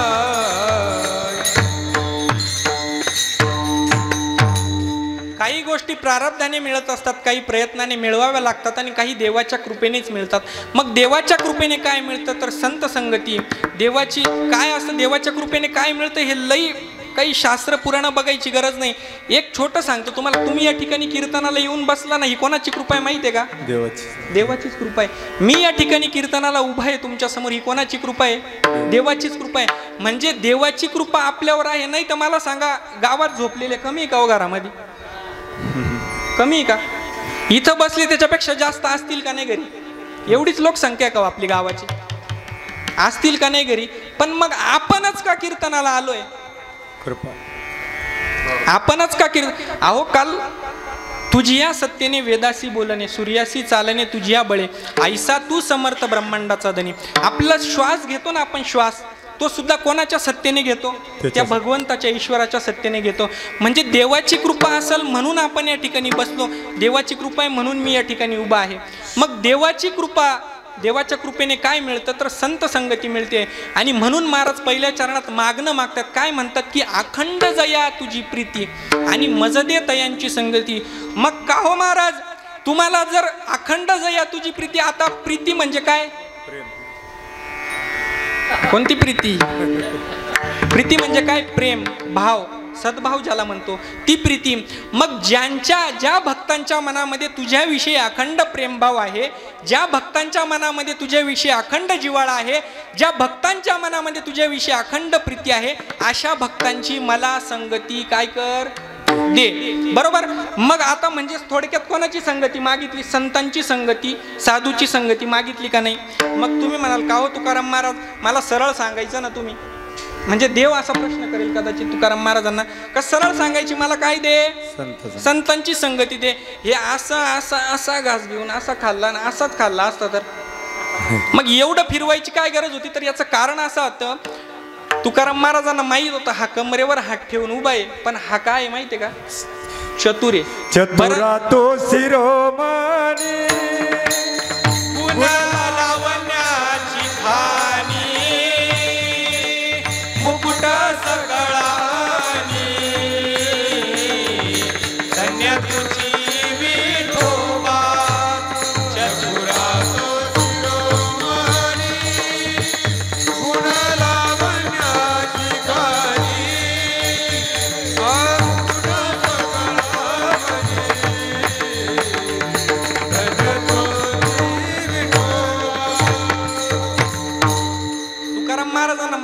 हा कटेवर कर ठेवून उभा आहे, पण हा असा नाहीये, हा चतुर नाही महाराज. हा चतुरांचा कोण आहे? आपण फार चतुर बनतो. आपण गपचूप नवऱ्याच्या पाकिटातनं खिशातनं काय करतो, नवऱ्यांनाच कळलं फक्त विठ्ठल विठ्ठल. म्हणजे आपण चतुर बनतो, पण आपल्याला माहित नाही चतुरांचं शिरोमणी बघतोय आपल्याला. आपल्याला काय वाटतं, पिते दूध डोळे मिटूनी जात मांजराची, मनी चोरट्याच्या कारे भीती चांदण्यांची. आपल्याला काय वाटतं, मांजरीला वाटतं डोळे मिटून दूध पितो म्हणजे कोणीच बघत नाही, पण आपल्याला तो बघत असतो. का? कारण तो चतुरांचा शिरोमणी आहे. मग तुकाराम महाराजांना माहीत होतं यांना जर असं सांगितलं तर हे काहीतरी चालाकी करतील, चतुरपणा करतील, म्हणून तुकाराम महाराज म्हटले की अखंड जया तुझी प्रीती. कारण जर संत बघितले, साधू बघितले तर दोन प्रकार पडतो त्याच्यामध्ये. एक असतं बाह्य रंगाने संत आणि एक असतं अंतरंगाने संत. बरोबर? एक असतं बाह्य रंगाने साधू, एक असतं अंतरंगाने साधू. कसं कसं तुम्हाला उदाहरण देतो. काय असतं, औषध जर जास्त कडू असलं ना ते पाण्यासोबतच घ्यायला लागतं. बरोबर? घेता का नाही तुम्ही पाण्यासोबत? नाही, मी कोणतं सांगतोय ते लक्षात घ्या. विठ्ठल विठ्ठल विठ्ठल. आता मराठी भाषाच अशी, त्याला मी डॉक्टरनी दिलेलं औषध सांगतोय बरं का. बरं, पाण्यासोबत तसं तुम्हाला दृष्टांत देऊन सांगतो. काय झालं, एका गावामध्ये पूर्वीचा काळ होता, पतिव्रता स्त्री गावामध्ये राहत होती. आता पूर्वीच्याच उदाहरणं पतिव्रतेच्या द्यायला लागतील. आता पतिव्रता भेटतील आपल्याला, पतिव्रता नाही भेटणार. बरोबर का नाही? बरोबर ना? तुमचं जाऊ द्या, माझं सांगतो मी, असं सांगतो. बरोबर? मग पतिव्रता स्त्री होती त्या गावामध्ये, आणि ती त्या ठिकाणी संध्याकाळच्या वेळेस 5-6 वाजेच्या वेळेस त्या ठिकाणी जुन्या कांडण त्या ठिकाणी करायच्या. ते उखळ असायचं मोठं असं, आणि त्याला ते मुसळ मारायचे. बरोबर? मोठं मुसळ असायचं, ते मुसळ असं वर फेकायचं, खाली कांडण त्या ठिकाणी करत होत्या. आणि कांडण करत असताना ती जी स्त्री कांडण करत होती ती पतिव्रता त्या ठिकाणी होती. आणि पतिव्रता असल्या कारणाने ती बसली होती कांडण करीत, आपल्या देवाचं भजन करीत. तेवढ्या शेजारची बाई त्या ठिकाणी, आता संध्याकाळचा वेळ झाला, स्वयंपाक बिपाक झाला घरी, नवरा काय अजून घरी आला नव्हता, मग ती कुठे गेली? शेजारी. बरोबर? हसू आलं तुम्हाला. शेजारी गेली. ती गेली, का ग काय करते असं तसं. ती चांगली तिचं भजन करत होती. तिला पिंट्या असा, गोम्या तसा, चिम्या तसा सुरू झालं, त्यांचं सुरू झालं.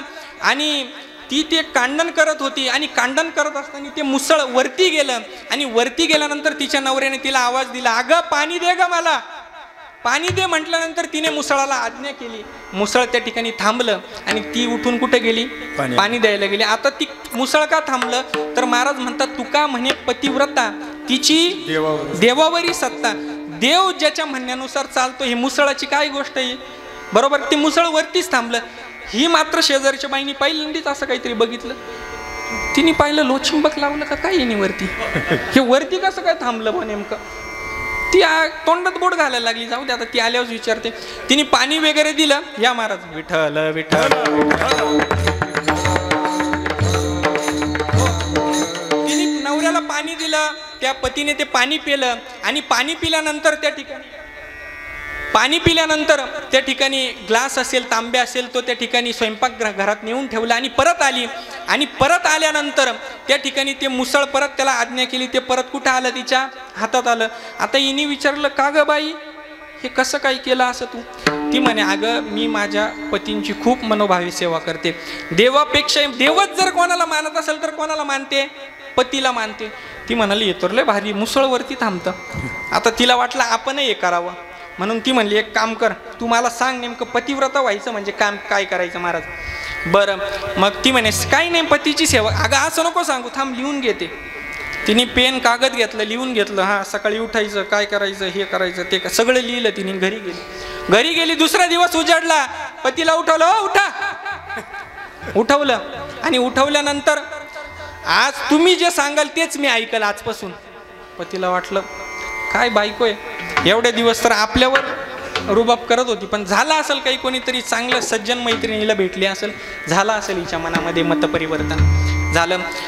आंघोळीला 4-5 बादल्या ठेवल्या, मस्त उठणं लावून त्याला स्नान घातलं, तूप टाकून त्या ठिकाणी खीर केली, जेवायला पुरणपोळी वगैरे बनवली, झोपली. तिने सांगितलं, अहो पण ऐका, कुठं जाऊ नका, घरीच झोपा. आणि झोपल्यानंतर संध्याकाळी 5-6 वाजले का मी त्या ठिकाणी कांडण करायला बसल मुसळ घेऊन. उखळामध्ये मी मुसळ मारल. माझं मुसळ वर गेलं का तुम्ही काय मागायचं? काय मागायचं? पाणी. बरं ठरलं तो म्हणे आता काय, जर ऐकलं नाही, आता त्याला जुना अनुभव होता, एका दिवसाने थोडी फरक पडणार आहे काही. ठरलं तिथं जवळ एक गादी टाकली त्यांनी आणि तिथं पहुडला. असा पहुडल्यानंतर ही काय करायला लागली, कांडण त्या ठिकाणी करायला लागली. मुसळ वर फेकायची खाली यायचं, मोर फेकायची खाली यायचं. आता पाणी मागायचं म्हणल्यावर याला प्रश्न पडला, हा नेमका काय करायचं महाराज? ते मुसळ वर गेलं का पा म्हणायचं, ते नी म्हणेपर्यंत खाली यायचं. 15-20 मिनिटं झाले, तिचे हात दुखायला लागले. ती म्हणाली अहो मागते का नाही पाणी? त्याला वाटलं आता मुसळ डोक्यात यायच्या आधी पाणी मागाव. त्यांनी युक्ती वापरली, मुसळ खाली गेलं का आपण पा म्हणायचं, म्हणजे वर गेलं का नी होईल. झालं. मुसळ खाली गेल्यावर त्यांनी पा म्हटलं, वर गेल्यावर नी. मुसळ वर राहिलं, पाणी म्हटल्यानंतर ती उठायला लागली. पण उठता उठता पाहू मुसळ येतं का नाही. पाहिलं काय झालं, अहो पाहता काय पडलं ना मुसळ डोक्यामध्ये. विठ्ठल विठ्ठल. ज्याप्रमाणे अंतरंगाने पतिव्रता आणि बाह्य रंगाने पतिव्रता. अंतरंगाने पतिव्रता म्हणजे पतिव्रता असं एका दिवसात बनता येतं का हो? येईल का बनता? तुम्ही घरी जाऊन हा प्रयोग करू नका. आपल्याकडे छोटेच खलबत्ते पण तरी ते लागेल बरं का. मग पतिव्रता असं बनता येत नाही. तसं तुकाराम महाराज म्हणतात की, महाराजांचं फार छान उदाहरण. महाराज म्हणतात वरी भगवा झाला नामे अंतरी वश केला कामे. त्यासी म्हणू नये साधू, त्यासी म्हणू नये साधू जगी विटंबना बाधू. मग महाराज बाह्य रंगाने संत आणि अंतरंगाने संत महाराजांना माहीत होतं. आणि म्हणून महाराज त्या ठिकाणी म्हटले की अखंड जया तुझी प्रीती आणि मजदे तयांची संगती. म्हणजे ज्यांच्या मनामध्ये, ज्यांच्या हृदयामध्ये अखंड तुझ्याविषयी प्रीती आहे, अखंड तुझ्याविषयी भाव आहे, मला देवा अशांची संगती दे. मग आता अखंड भाव कोणाच्या मनामध्ये, तर संतांच्याच मनामध्ये. आणि ज्यांच्या मनामध्ये अखंड प्रेम भाव आहे ते भगवत भक्त काही साधे नसतात. ज्यांच्या मनामध्ये अखंड भगवंताविषयी, ते भगवंतासाठी काहीही करायला तयार असतात. आणि म्हणून तुकाराम महाराजांनी अखंड जया तुझी प्रीती मजदे तयाची संगती. मग मी कमळापती, मग मी काय करेल हे कमळापती, हे पंढरीश पांडुरंग परमात्मा, हे प्राणनाथा मी काय करेल, तुझं बाण आणि कांटाळा, तुला कांटाळा येईल, मी असं काही करणार नाही. मग का हो, आता ज्यांच्या मनामध्ये अखंड तुझ्याविषयी प्रीती आहे असेच का हो? याचं कारण असं आहे. काय झालं, एक दिवस भगवंत त्यांचं डोकं दुखायला लागलं भगवंताचं. आणि डोकं दुखायला लागल्यानंतर कृष्ण प्रभूंचं डोकं दुखत होतं. नारद आले तिथं, नारायण नारायण आले. काय झालं प्रभू, काय एवढे गडबडा लोळताय? अहो नारद महर्षी माझं खूप डोकं दुखतंय हो. मग हे डोकं राहील कशाने? काही नाही, माझ्या एखाद्या भगवत भक्ताची, माझ्या प्रियतम भक्ताची चरणाची रजकण, चरणाची माती जर माझ्या डोक्याला लावली ना तर काय होईल, माझं त्या ठिकाणी दाह, हे डोकं दुखायचं शांत होईल म्हणाले. बरं शांत होईल. मग आता देतो लगेच नारद म्हणाले, कारण नारद कोण होते, भगवत भक्तच होते. मग देतो म्हणाले माती. अहो द्या, पण ऐका आधी, वर्मत ऐका. डॉक्टर नाही का सांगतो गोळ्या घ्या पण ऍसिडिटी होईल, देतो का नाही ऍसिडिटीच्या? ऐका, तुम्ही द्या पण ऐका. जो भक्त ज्याच्या चरणाची रज, त्याच्या चरणाची रज जर दिली ना तर त्याला मात्र मी ती माती डोक्याला लावल्यामुळे त्याला कुठं जायला लागल, नरकात त्या ठिकाणी जावं लागेल. मग त्याच्यामुळे विचार करून द्या. आता नारद महर्षी कसे होते, चतुर होते, ते चपापले कुठं नरकात जात्या बाबा, बरोबर का नाही? नको नको म्हटले. मग मी शोधून आणतो भगवंत, तुम्ही काही काळजी नका करू, बसा तुम्ही थोडं. आलो मी शोधून आलो. मग गेले वैकुंठामध्ये गेले, स्वर्गामध्ये गेले, सगळीकडे धुंडाळलं पण कोणीच माती द्यायला सगळे तयार झाले. पण ज्यांना नंतरचं कारण सांगितलं ते काय झाले, सपापल्यानंतर माती द्यायला तयार नाही झाले. शेवटी फिरून भगवंताजवळ आले आणि भगवंता म्हणाला नाही रे, कोणी माती द्यायला तयार नाही. भगवंत म्हणाले एक काम करा, मी एक पत्ता देतो, त्या ठिकाणी जा, तिथं तुम्हाला माती भेटल. आता नारद महर्षी जागा सोडली नाही अशी. अहो तुम्ही सोडली नसेल पण मी सांगतो ना, जागा कोणी निर्माण केली आहे, मी सांगतो तुम्ही जा तिथं. बरं, नारद महर्षी गेले सांगितलेल्या पत्त्यावर, वृंदावन सारख्या ठिकाणी गेले आणि तिथं अनेक गोपी होत्या. गोपींनी जसं नारदांना बघितलं तसं सगळ्या गोपी नारदांकडे पळत आल्या. का पळत आल्या? कारण त्यांना माहीत होतं भगवंताचं वैकुंठात जाणं येणं त्या ठिकाणी असतं. म्हणजे नक्कीच भगवंताची काहीतरी खबर, काहीतरी बातमी या ठिकाणी नारद महर्षींनी आणली असेल आणि त्या भगवंताच्या प्रेमापोटी त्या गोपी त्या ठिकाणी नारदाकडे पळत गेल्या आणि पळत गेल्यानंतर त्यांनी विचारलं, बोला नारद महर्षी काय सांगता? तेव्हा त्यांनी सांगितलं, हो तुमचा भगवंत, तुमचा पांडुरंग परमात्मा, तुमचा कृष्ण प्रभू फार आजारी पडलाय, त्याचं डोकं दुखतंय. फक्त एवढंच गोपींनी ऐकलं. लगेच त्यांना चक्कर आली, कारण देवाबद्दल एवढी प्रीती होती, एवढा कळवळा होता महाराज त्यांच्या अंतःकरणामध्ये की आपल्या देवाला काहीतरी त्रास होतो, एवढं फक्त त्यांनी ऐकलं आणि मूर्छित येऊन पडला. तर नारदाला प्रश्न पडला की काय करायचं बा, आता काय करायला आलं, काय झालं?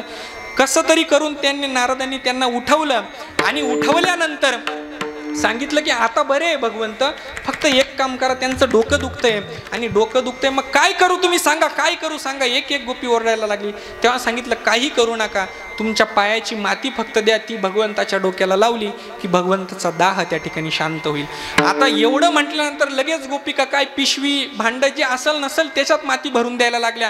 का तर माझ्या भगवंताला शांती त्या ठिकाणी मिळाली पाहिजे, भगवंताचं डोकं दुखायचं थांबलं पाहिजे. आणि म्हणून त्याने सांगितलं आणि दिली माती भरून. पण नारद महर्षी म्हणा, आहो आहो आहो ऐका, द्या माती भरून, पण पुढचं तर ऐका. काय पुढचं? काही ऐकू नका, भगवंताचा दाह शांत झाला पाहिजे, आम्हाला पुढचं काही ऐकायचं नाही. आहो ऐकून घ्या, तुम्ही माती नाही देणार. काय झालं? काही नाही, तुम्ही जर तुमच्या चरणांची माती भगवंताला दिली आणि त्याने डोक्याला लावली तर त्याचा दाह शांत होईल, त्याचं डोकं दुखायचं बंद होईल. पण तुम्ही कुठं जाल? नरकात जाल. गोपी म्हणाले, अहो एवढंच ना, द्या भगवंतासाठी, आम्ही नरकात काय, आम्हाला लगेच जरी मृत्यू आला तरी आम्ही काय तयार आहे. आणि ती भगवंताने ती गोपींची माती त्या ठिकाणी कुठं लावली? डोक्याला, कपाळाला लावली. म्हणून आपण जो गंध लावतो त्याला काय म्हणतो? गोपीचंदन. गोपीचंदन म्हणतो, बरोबर, गोपीचंदन म्हणतो. आणि ते गोपीचंदन म्हणून आपण त्या ठिकाणी कपाळाला लावायचं असतं. मला सांगायचं काय की अखंड जया तुझी प्रीती. अखंड प्रीती कोणाच्या मनामध्ये होती भगवंताबद्दल? गोपींच्या मनामध्ये होती. अखंड प्रीती कोणाच्या मनामध्ये? संतांच्या मनामध्ये भगवंताबद्दल होती. आणि म्हणून भगवंत म्हणतात की अखंड जया तुझी प्रीती आणि मज दे तयाची संगती. मग मी काय करेल तर मग मी कमळापती, तुझं बाण आणि कांटाळा. का हो तुकाराम महाराज, दिली तुम्हाला संत संगती, दिली तुम्हाला माझ्या विषयी ज्यांच्या मनामध्ये प्रेम आहे, कळवळा आहे, सद्भावना आहे, त्यांची संगती दिली, तर मग काय कराल तुम्ही? अभंगाचं दुसरं संताची पारी उगाच पडोनी राही हृदय ठाई, पडोनी राही हृदय ठाई, पडोनी राही हृदय ठाई, पडोनी राही हृदय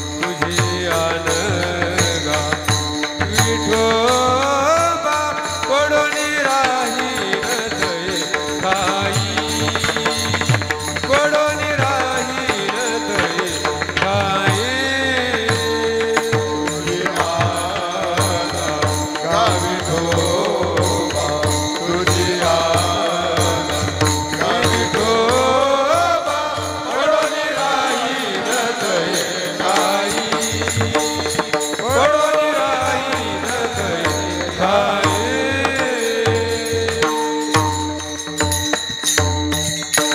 भगवंत म्हटलं की का हो तुकाराम महाराज, दिली तुम्हाला संत प्राप्ती करून दिली, ज्यांच्याविषयी ज्यांच्या मनामध्ये माझ्याविषयी प्रेमभाव आहे अशांची संगती दिली, तर तुम्ही काय कराल? तर तुकाराम महाराज म्हणतात काही करणार नाही. काय करेल मी तर पडवणी राहीन तये ठाई, उगाच संतांची पायी. मग का हो, असे एकमेकांच्या दारात पडणारे काही कमी आहे का हो? तुम्ही जर मुंबईला गेले, ते ग्राउंड आहे तिथं उपोषणाला लोक बसतात, पडून राहतात का नाही सरकारच्या दरबारी? पडतात की नाही? पण ते कसे पडतात हो? काहीतरी मागणं असतं त्यांचं, काहीतरी अट्टहास असतो, काहीतरी मागणीसाठी ते तिथं जातात. म्हणजे तेही पडून राहिलेले त्या ठिकाणी, पण कशासाठी पडून राहिलेले? काहीतरी मागणं. पण तुकाराम महाराज म्हणतात, देवा मी तसा पडून नाही राहणार, न मागे न करी काही. कशावरून? तर तुझी अनगा विठोबा. देवा मी काहीच मागणार नाही आणि काही करणार सुद्धा नाही. तुझं नामचिंतन सोडून मी काहीच करणार नाही. तुझी शपथ घेऊन सांगतो, मी फक्त आणि फक्त काय करेल? त्या ठिकाणी पडून राहील, फक्त आणि फक्त त्या ठिकाणी पडून राहील. आणि म्हणून या ठिकाणी महाराज मागणं केल्यानंतर देवाला उत्तर देतात की पडवणी राहीन तये ठाई, उगाची संतांची अपाई विठ्ठल विठ्ठल.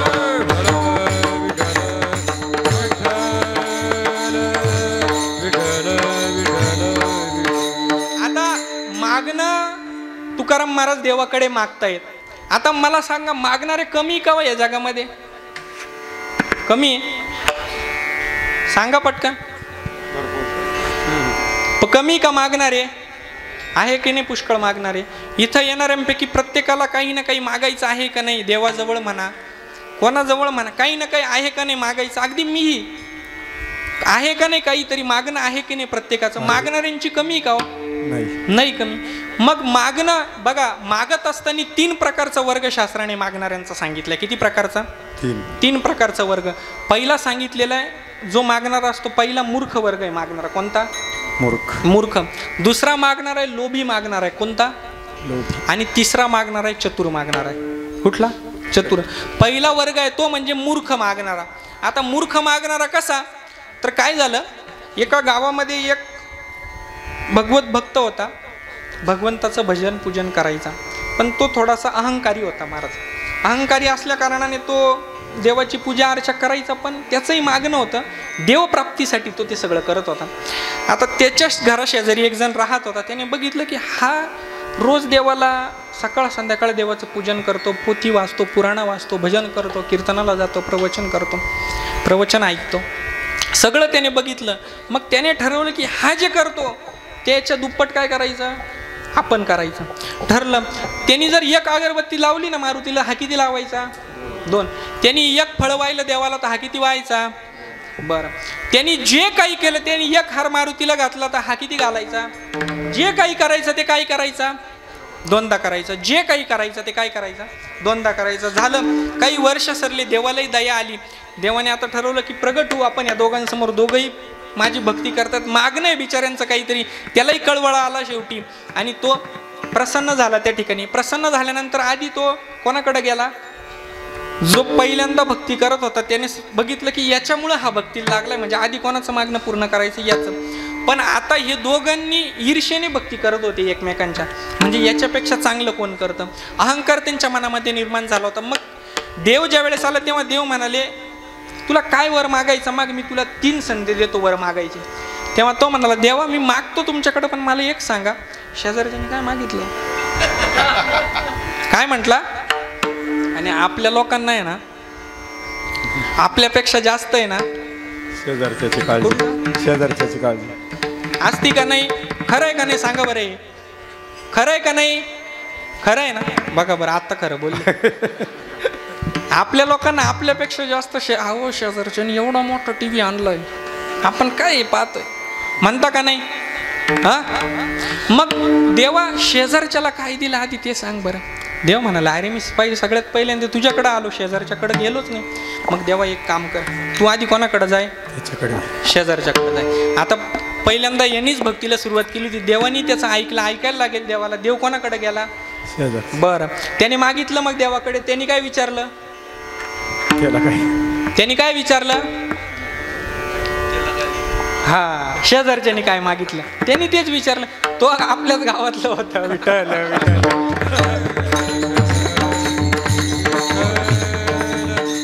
त्याने विचारलं, देवा शेजारच्याने काय मागितलं? देव म्हणाला, अरे बाबा त्यांनीच तुझ्याकडे पाठवलंय मला. देवा एक काम कर, आता तू परत त्याच्याकडे जाय आणि त्याला जे देशील त्याच्या दुप्पट मार. ठरलं. देव म्हणाला ठीक आहे. देव परत गेला. देवाने सांगितलं की मी गेलो होतो शेजारच्याकडे, त्याने काही मागितलं नाही. त्यांनी सांगितलं, मला जे याला जे देशील तेच मला डबल दे. मग तो म्हणाला देवा असं कर, माझा एक हात जाऊ दे म्हणे. काय म्हटला? बरं, याचा एक हात गेला म्हणजे त्याचे किती गेले? तो म्हणाला आता एक काम कर देवा, माझा एक डोळा जाऊ दे. याचा एक गेला म्हणजे त्याचे किती गेले? दोन्ही गेले का? 4 डोळे राहते का माणसाला? दोन्ही गेले त्याचे. बरं, तो म्हणाला आता देवा माझ्या अर्ध्या शरीराला काय कर? झटका अर्धांगवायू लकवा मार. म्हणजे याच्या अर्ध्या शरीराला लकवा मारला, त्याच्या किती गेला? पूर्ण. तो गेला. मला सांगायचं काय की ही झाली मागणी कोणाची? तुमची आमची मूर्ख मागणी. मी सुद्धा कोणती मागणी आपली? काय मागावं, कोणाकडे मागावं कळतं का आपल्याला? नाही मागत आपण. आपल्या घरी जर साधू संत आले, एखादा थोर सत्पुरुषाला, तर आपण त्याला काय विचारतो? आमचं पिंट्या आहे ना, अभ्यासच करत नाही हो, म्हणतो का नाही? पिंडीचं लग्न करायचंय हो, मुलगाच नाही भेटत चांगला, म्हणतो का नाही म्हणत? आपण त्यांना थोडी म्हणतं का कोणी इथं? कायमी उद्धार पावेन कायम कृपा करील नारायण, ऐसे तुम्ही सांगा संत जन करा समाधान चित्त माझे. तुमच्यापैकी कोण कोण रोज मंदिरात जातं बरं? एवढेच जण जाता? वा, धन्य. म्हणजे मी तुमच्यापैकीचे बरं का, मी नाही जात, पण मी घरातल्या मंदिरात जातो. बरं, घरातल्या देवाकडं तरी तुम्ही जात असाल की नाही? कोण कोण जाता? हातवर करा बरं. बाकीचे नाही जाती का? जात जाऊ द्यापासून मग. हां, जात जाऊ द्यापासून सगळे जात जा. बरं, देवाकडं जातो किती जण? पंढरपूरला, त्र्यंबकेश्वरला, म्हणजे कुठं ना कुठं तीर्थक्षेत्री गेलेले आतापर्यंत सगळे गेलेले, बरोबर? बरं, गेल्यानंतर तुम्ही फक्त गेले देवाकडं आणि दर्शन घेतलं आणि देवाला सांगितलं, देवा तू आतापर्यंत मला जेवढं दिलं तेवढ्यात मी फार सुखी रे, मला काही अपेक्षा नाही रे तुझ्याकडून. मला 2 डोळे दिले, हात दिले, पाय दिले, इतरांपेक्षा सुखाने आयुष्य जगतोय रे देवा मी, असं किती जणांनी मागितलं? आणि मला हे नाही, मला ते नाही, हे मिळायला पाहिजे ते, असं किती जणांनी मागितलं? हा, सांगा पटकन, किती जणांनी मागितलं? आपण प्रत्येक वेळेस गेल्यावर देवाकडं, अहो घरातल्या देवळात गेल्यावर तरी आपण काही ना काही अपेक्षेनेच जातो, पण आपली मागणी काय आहे? वाढावे संतान,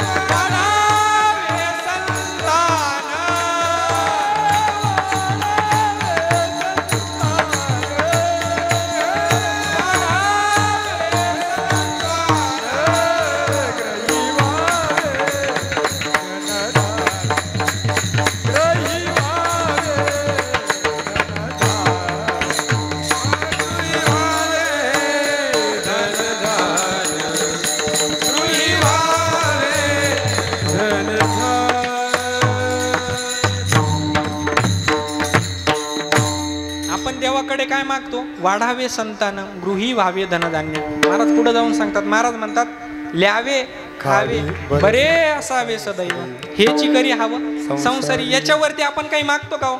आपण म्हणतो का देवा तुझ्या चरणामध्ये कसं माझं अधिकाधिक चित्त लागल, मला लोकांची, देशाची, देवाची, संतांची कशी अधिकाधिक सेवा करता येईल, हेची अशी शक्ती तुम्हाला ते मागतं का कोणी? नाही का?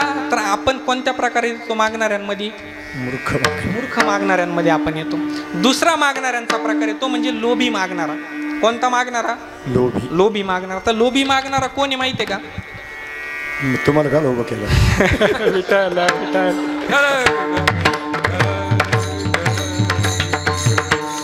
लोभी मागणारा कोण आहे?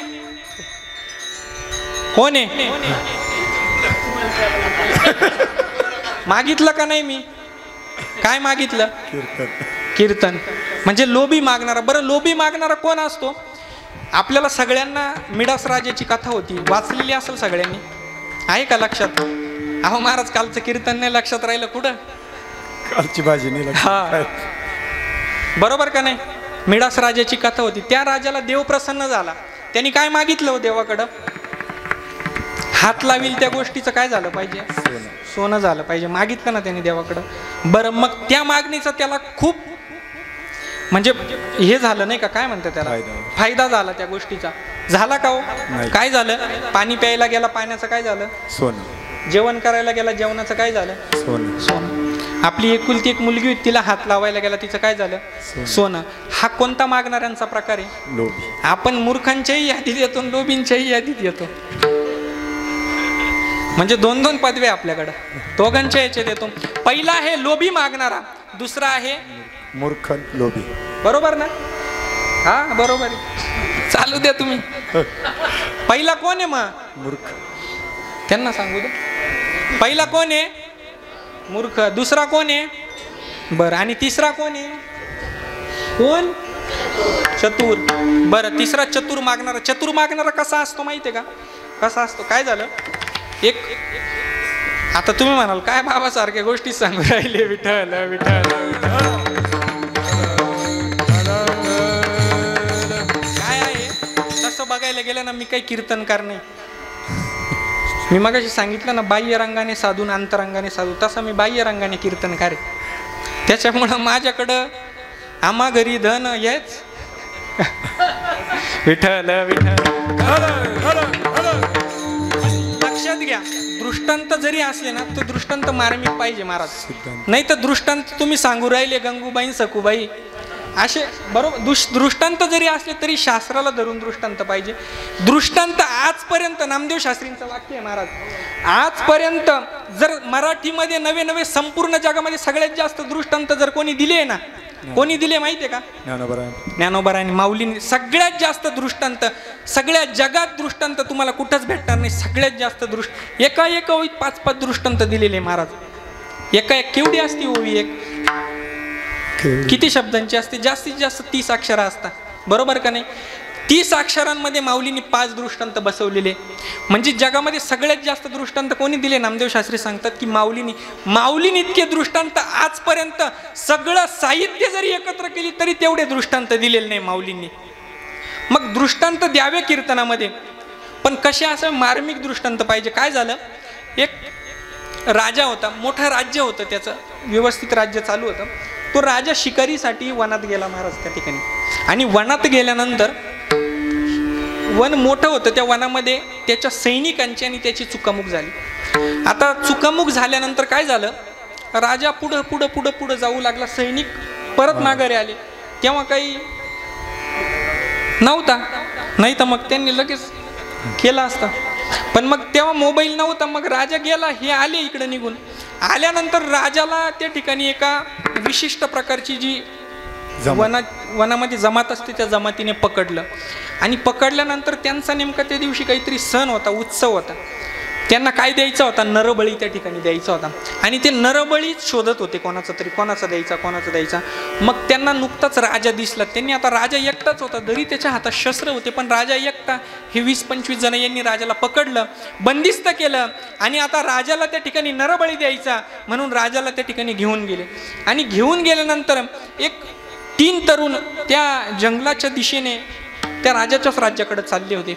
आणि राज्याकडे चालत असताना त्यांनी बघितलं की राजा काहीतरी अडचणीत आहे. जसं त्या जमातीचं लक्ष राजाहून कमी झालं तसं या तिघांनी काय केलं, त्या राजाची सुटका केली. त्यांना माहीत नव्हतं, कारण कपडे वगैरे काढून घेतले होते, त्यांना माहीत नव्हतं हा राजा आहे. त्यांनी सुटका केली आणि सुटका केल्यानंतर त्या राजाला परत पाठवलं. आता त्यांना माहीत नव्हतं हा राजा. राजाने सांगितलं का बघा तुम्ही मला वाचवलेलं आहे, वाचवलंय, त्याच्यामुळं मी तुम्हाला माझ्या कुवतीप्रमाणे जे काही ते तुमच्या इच्छा पूर्ण करेल. तुम्ही उद्या सकाळी माझ्या घरी या. राजाने सांगितलं नाही मी राजा आहे. ते म्हणाले आता एवढं आहे म्हणतोय, नक्कीच राजाचा कोणी सेवक वगैरे प्रधान असेल, मग जाऊ आपण उद्या. जाऊ म्हटल्यानंतर राजा गेला. राजदरबाराच्या बाहेर याने बोलवलेलं होतं, राजाने बोलवलेलं होतं. राजदरबाराच्या बाहेर आले. आल्यानंतर राजाला खबर गेली की ते 3 मुलं आलेले आहेत. त्यांना वाजत गाजत राजवाड्यात आणलं. राजवाड्यात आणल्यानंतर त्यांना कळालं की आपण ज्यांना वाचवलं तो कोणी साधा सुद्धा माणूस नाही, तो कोण आहे? राजा आहे. राजा कळल्यानंतर राजाने सांगितलं की बघा तुम्ही माझा जीव वाचवलाय, तर तुम्हाला जे काही मागता येईल जे काही ते तुम्ही माझ्याकडे मागा. ठरलं. पहिल्याने सांगितलं की महाराज मी खूप शिकलो पण नोकरीच नाही मला. काय मागितलं राजाकडे? नोकरी. नोकरी मागितली, राजाने दिली. आता राजा असतो त्याला नोकरी देणं काय अवघड आहे, दिली. दुसऱ्याने सांगितलं राजा मी शिकलो, नोकरी लागली, घरी आहे, पण मला काय मुलगी मिळत नाही. ठीक आहे, राजा म्हणाला एका सेवकाची पोरगी त्या ठिकाणी बघितल्याने राजाने राजाच्या पद्धतीने त्या ठिकाणी लग्न लावून दिलं. झालं. तिसऱ्याला मागायला लावलं. तिसऱ्याने सांगितलं की राजासाहेब मला काही नको, तुमच्याकडून काही नको, फक्त असं करा दिवाळीच्या वेळेस 5-6 दिवस माझ्या घरी मुक्कामी येत जा. कसे येत जा? मुक्कामी माझ्या घरी येत जा. आता त्या दोघांना वाटलं काय बावळट माणूस आहे, बरोबर का नाही? तुम्हाला वाटलं का नाही? आहे का नाही? काहीतरी चांगलं मागायचं. काय म्हणे माझ्या घरी या, घरी येऊन काय करायचंय? फराळ करायचंय दिवाळीचं, माझ्या घरी या. बरं झालं. पण आता याच्या दिवाळी तोंडावर आली, याच्या घरी जायचं म्हटल्यावरती राजाने, आता राजा होता तो, शब्द त्याचा शब्द असतो, ते काय आजच्या सारखे थोडी राजकारणी होते, ते दिला शब्द, झालं इलेक्शन, संपला विषय. राजा होता तो, त्याने दिलेला शब्द पाळायचा. म्हणून दिवाळी तोंडावर आल्यानंतर सेवकांना सांगितलं की जा बाबा त्याच्या घरी जा आणि बघा त्याचं घर कुठे आहे, मला तिथं 5-6 दिवस राहायचंय. बघितलं तर त्याचं घर अत्यंत जंगलामध्ये एका झोपडीचं होतं, झोपडी होती. आता त्यांनी विचार केला राजा कुठे इथं येईल, म्हणून जो प्रधान होता त्याने विचार केला की याला आपल्या नगरामध्येच एक चांगलं घर देऊ. नगरामध्ये चांगलं घर दिलं. नगरामध्ये घर दिल्यानंतर त्या घराला आता राजा तिथपर्यंत जाणार म्हणून रस्ता बनवला. राजा त्या घरी जाणार म्हणून त्या घरामध्ये धनधान्य भरलं. राजा त्या ठिकाणी जाणार आणि आता राजाला तो एकटाच राहायचा, त्याचे आई वडील नव्हते, म्हणून राजाने त्याचं चांगल्या मुली, कारण राजाला राहायचं, सेवकाची मुलगी देऊन जमणार नाही, म्हणून चांगल्या मुलीचं त्याच्यासोबत लग्न करून दिलं. मला सांगाय, माझा दृष्टांत संपला. मला सांगायचं काय, मागणाऱ्यांचे 3 प्रकार आहे. पहिला आहे मूर्ख मागणारा, दुसरा आहे लोभी मागणारा आणि तिसरा हा आहे चतुर मागणारा. मग चतुर मागणाऱ्यांच्या श्रेणीमध्ये कोण येतं, तर चतुर मागणाऱ्यांच्या श्रेणीमध्ये संत येत असतात. आणि चतुराईने संत कसे मागतात हेच महाराज अभंगाच्या 3ऱ्या चरणात सांगतात. तुम्ही आम्ही पिढोचे, तुम्ही आम्ही पिढोचे,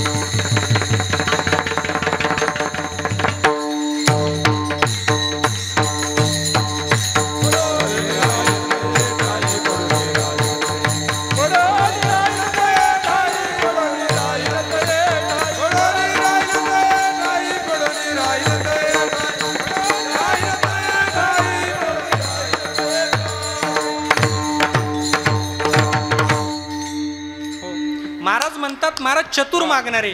मग महाराज मागणी कशी करतात, तर महाराज म्हणतात अशी मागणी करत नाहीत. महाराज म्हणतात तुम्ही आम्ही पिढो जेणे.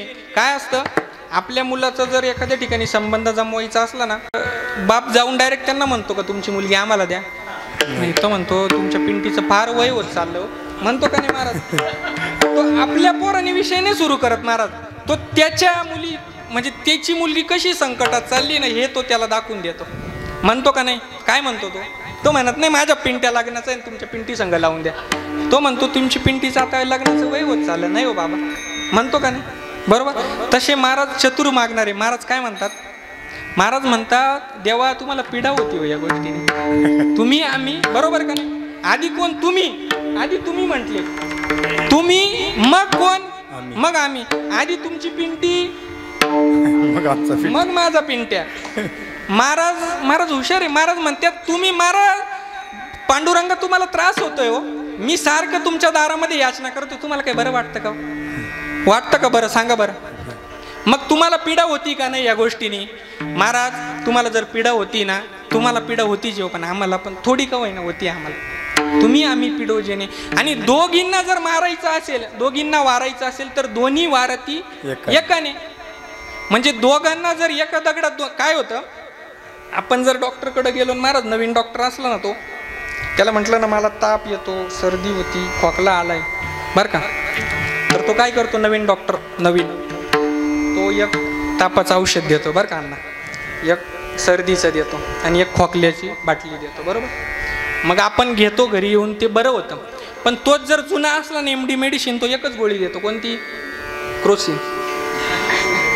जी द्यायची ती देतो, पण एकच देतो. रोग किती असतात? 3. पण गोळी किती देतो? एकच. तसं महाराज म्हणतात आपल्या दोघांनाही पीडा आहे, पण औषध काय आहे? एकच आहे. तुम्ही आम्ही पिढो जेणे अवघे वारती एकाने. आणि जर तुम्ही हे केलं नाही भगवंता, तर आम्ही या ठिकाणी धरणं धरून बैसलो धरणे हाका देत दाराशी. आम्ही या ठिकाणी धरणं धरून बसलेलोच आहे. मग धरणं धरून बसलो म्हणजे आम्ही काय लोकांसारखं आमरण उपोषण नाही करणार.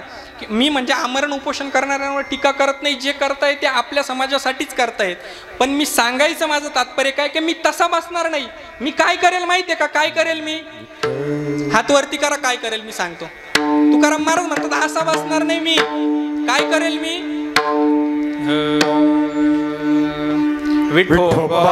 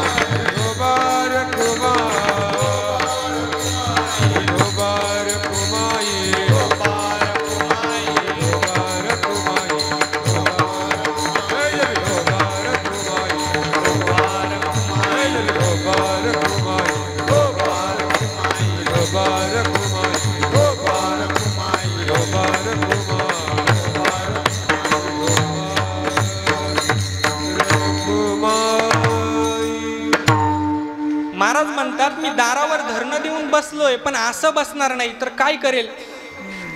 हाक मारेल तुम्हाला सारखी. हाक कशी हाक मारेल? विठोबा विठोबा विठोबा. सारखे तुमच्या नावाचा जयघोष करेल. मी असा बसणार नाही. त्याच्यामुळे तुम्हाला माझी मागणी पूर्णच करायला लागेल आणि माझी मागणी पूर्ण केली तरी तुमचीही त्याच्यात पूर्तता होते. माझी मागणी तुम्ही आम्ही पिडोजेने अवघी वारती एकाने असं महाराज म्हणतात. विठ्ठल विठ्ठल.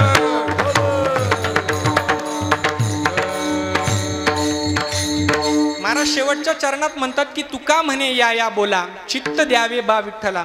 तुकाराम महाराज म्हणतात की हे पंढरीश पांडुरंग परमात्म्या, मी जे हे काही काही ठिकाणी या आलेलं आहे, काही ठिकाणी या, दोन्ही पाठ आहेत. तुका म्हणे या बोला किंवा तुका म्हणे या या बोला चित्त द्यावे बा विठ्ठला. देवा मी जे काही बोलतोय ना याच्याकडे आता तू काय दे, चित्त दे.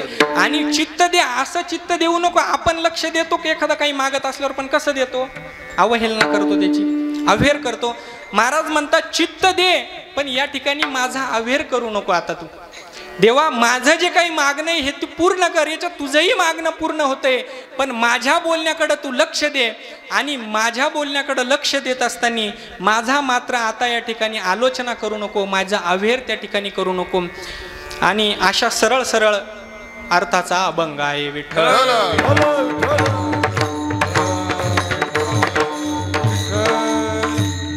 यथामती यथा अवकाश माझ्या अल्पमतीप्रमाणे पडोनी राहीन तये ठाई उगाची संतांची या पायी मज दे तयांची संगती. बरोबर. मग अशा लोकांची मला संगती दे. तुकाराम महाराज म्हणतात कोणाची संगती दे, अखंड जया तुझी प्रीती. तुझ्याविषयी ज्यांच्या मनामध्ये अखंड प्रीती आहे अशा लोकांची मला संगती दे. मग मी काय करेल तर पडून राहील तये ठाई. या अभंगावरती माझ्या अल्पमती अल्पबुद्धीप्रमाणे आपल्या अल्पशा वेळेमध्ये चिंतन करण्याचा प्रयत्न केला. तरी न्यूनते पुरते अधिकते सरते करुणे घ्यावे विनंती. करविली तैसी केली कटकट वाकड एका नीट देव जाणे. बघा जीवन जगत असताना आपण कीर्तन करतो किंवा कीर्तनांना जातो, प्रवचनांना जातो, भजनांना जातो, तर हे नेमकं काय हे लक्षात घेतलं पाहिजे. आजकाल माणूस इतरांच्या कामी यायचं सोडून द्या, माणूस माणसाला विसरत चाललाय. आजकाल देवाला तर विसरला यात नवल नाही पण माणूसही माणुसकी विसरत चाललाय. आपण जे काही जगतोय कीर्तन नेमकं कशासाठी आहे? आम्हाला पैसे मिळण्यासाठी कीर्तन आहे का हो? कशासाठी कीर्तन आहे? कशासाठी कीर्तन आहे? आपला तुमचा आमचा सगळ्यांचा उद्धार व्हावा. आपण ह्या ज्या काही अंधारामध्ये बसलेलो आहोत, आपण ह्या ज्या काही निद्रेमध्ये आहोत, ह्या निद्रेतून उठण्यासाठी, ह्या निद्रेतून जागा होण्यासाठी कीर्तन आहे. हे तुम्ही आम्ही लक्षात घेतलं पाहिजे. मी मगाशी बोलून गेलो, माझा तसा बोलण्याचा अधिकार नाही काही, पण मुलगा या नात्याने मी बोलतोय. अण्णा मुलगा आहे मी आबांचा मुलगा, काही तुमचा मुलगा नाही का मी? बरोबर का नाही? आहे. मग आपल्या गावामध्ये एवढीच लोकसंख्या आहे का हो? मी मगाशी मला अण्णा बोलले की हे बोला, एवढ्या महिला त्या ठिकाणी उपस्थित, मग माणसं एवढेच आहे का आपल्या गावामध्ये? आहे का मला सांगा बरं. अहो हसण्यासारखी गोष्ट नाही होई, खेद करण्यासारखी गोष्ट आहे ही. कारण लक्षात घ्या, कीर्तन हे काही अंधश्रद्धा आहे का हो? अंधश्रद्धा संतांनी मोडून काढलेल्या आहेत. नवसे कन्या पुत्र होती तरी का करणे लागे पती. अहो ह्या गोष्टीची काळाची गरज आहे म्हणून संतांनी कीर्तनाचे मंडप उभे केले. आपण कीर्तनांना गेलं पाहिजे, नुसतं गेलं नाही पाहिजे, कीर्तन ऐकलं पाहिजे. कीर्तनामध्ये मुखाने विठ्ठल विठ्ठल म्हटलं पाहिजे. बरं नुसतं एवढं केलं आणि घरी जाऊन परत पुढं पाटण माग, तर आपण कीर्तन ऐकतो, आपण कीर्तनांना जातो. मग आपण आता मला सांगा, तुम्ही कीर्तनांना येता, काही जण घरी झोपलेले आहेत, तुम्ही उद्या त्यांच्यात गेल्यावर तुम्ही ओळखू येते का हो? तुम्ही वाजून जोराने भांडत्या, भांडण झाल्यावरती भांडता का नाही भांडत? खरं सांगा मला, भांडता का नाही भांडत? भांडतो. मग आपण कीर्तनाला जातो, काही होतो का हो? आपल्यावर पडतो का काही? मी मगाशी सांगितलं, ओलेमुळे भेदी खडकाच्या अंगी. आपलं त्या हृदय त्या दगडापेक्षा कठोर आहे का हो? मग आपल्या हृदयाला पाजर नाही फुटत का हो कधी? आपल्याला, आपण कीर्तनाला जातो, मग आपल्यात वेगळेपणा पाहिजे का नाही बाकीच्या लोकांमध्ये ना आपल्यामध्ये? आपण समोरच्यांनी बोलताना बोलतो कसं, वागतो कसं? आपण कीर्तनाला जातो, कीर्तन कशासाठी? तर सर्वाभूती पाहे एक वासुदेव आणि पुसोनिया ठाव अहमतेचा, याच्यासाठी कीर्तन आहे. का समोरच्यात जो देव आहे तोच देव माझ्यात आहे. बरोबर का नाही? हे कळण्यासाठी कीर्तन आहे. मग हे आपल्याला कळतं का? कळतं का आपल्याला?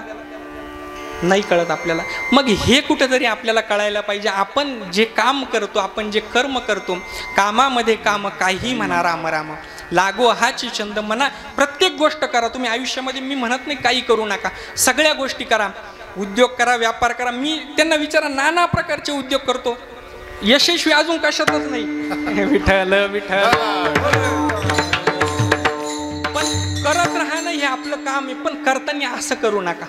जे काही करतोय, स्वयंपाक करताना तुम्ही स्वयंपाक करताना मी स्वयंपाक जो करते माझ्या भगवंताला बरा वाटेल का केलेला स्वयंपाक, हा म्हणून तुम्ही स्वयंपाक करा. मुलांना शिकवताय तुम्ही, तर मी माझ्या कृष्णाला शिकवते. जो देव तुम्हाला आवडत असेल त्या देवाला. देव म्हणजे आपण काय केलंय माहिती आहे का, त्या दिवशी स्वाध्याय परिवारावाल्यांनी इथं त्या ठिकाणी नाटक करून दाखवलं. हे नाटक बऱ्याचशा लोकांना समजत नाही. समजतं का हो तुम्हाला? का त्याचा अर्थ कोणाला समजत नाही. त्यांचं म्हणणं काय आहे का, तुम्ही देव कुठं ठेवलाय माहिती आहे का, देवळात ठेवलाय. आणि आपण भांडण कुठं करतो, घरी करतो. आपण चोऱ्या कुठं करतो, म्हणजे आपण म्हणजे तुम्ही तसं नका समजू बरं का, नाही तर काय म्हणाल, बाबा आला ना मला चोर म्हणून गेला रात्री. आपण जे काही म्हणजे ज्या गोष्टी निषिद्ध कर्म आपण जे करतो ते घरी करतो. आपल्याला काय वाटतं, देव आपल्याला बघत नाही. नाही बघत का हो देव? बघतो, तरी करतो का नाही आपण? करतो ना, करतोच का नाही? दुसऱ्यासोबत छल कपट होईल असं वागतो का नाही आपण? वागतो ना. मग हेच काय करा, करत असताना आपलं जे कर्म आहे हे कसं करा, तर आपण जे करतोय हे करणं माझ्या भगवंताला आवडेल का नाही. जर एखादी नववधू घरामध्ये आली तर ती नववधू जर सासूबाई बोलली आज कारल्याची भाजी कर, तर ती म्हणती ना का यांना आवडणार नाही, म्हणती का नाही म्हणत. मग जर काल आलेली सून आज नवऱ्यासाठी सर्वस्व अर्पण करायला तयार आहे, तर तो देवाने आपल्याला काही नाही दिलं. काही नाही दिलं त्या देवाने आपल्याला. दिले इंद्रिय हातपाय कान, मुख डोळे बोलाया वचन, जेने तू जोडसी नारायण, नासे जीवपन भवरोग. ज्या गोष्टी लोकांना, ज्या गोष्टींचं लोक स्वप्न बघतात, ज्या गोष्टीचं लोक स्वप्नामध्ये विचार करतात, त्या गोष्टी आज आपण उपभोगतोय का नाही उपभोगत आहे? खरं सांगा. आता मला सांगा, इथं प्रत्येकाला, महाराजांनी रात्री सांगितलं, प्रत्येकाला राहायला घर आहे का नाहीये? आहे ना, आहे ना प्रत्येकाला घर. किती जण बेघर आहे अजून पण जगामध्ये आहेत की नाही? असे लोक ज्यांना घर नाही स्वतःच राहायला, आहेत की नाही? आपल्याला घर आहे का नाही? आपण त्यांच्यापेक्षा श्रेष्ठ आहे का नाही हो?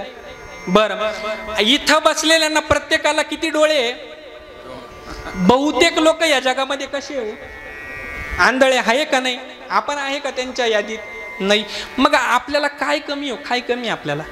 पण तरी आपण करतो का हो त्या भगवंताचं भजन? महाराज एके ठिकाणी म्हणतात की कारे सोस करीशी वाया, भज मना पंढरी राया, झनी करणीचे करू नको. मला काय सांगायचं, झनी करणीचे करू नको. जेने नो हे जन्म यमाची यातना, आयसिया साधना करा काही. करा रे बापांनो साधन हरीचे, करा रे करा. किती काकड्यात सांगतात, हरिपाठात सांगतात, कीर्तनात सांगतात, प्रवचनात सांगतात.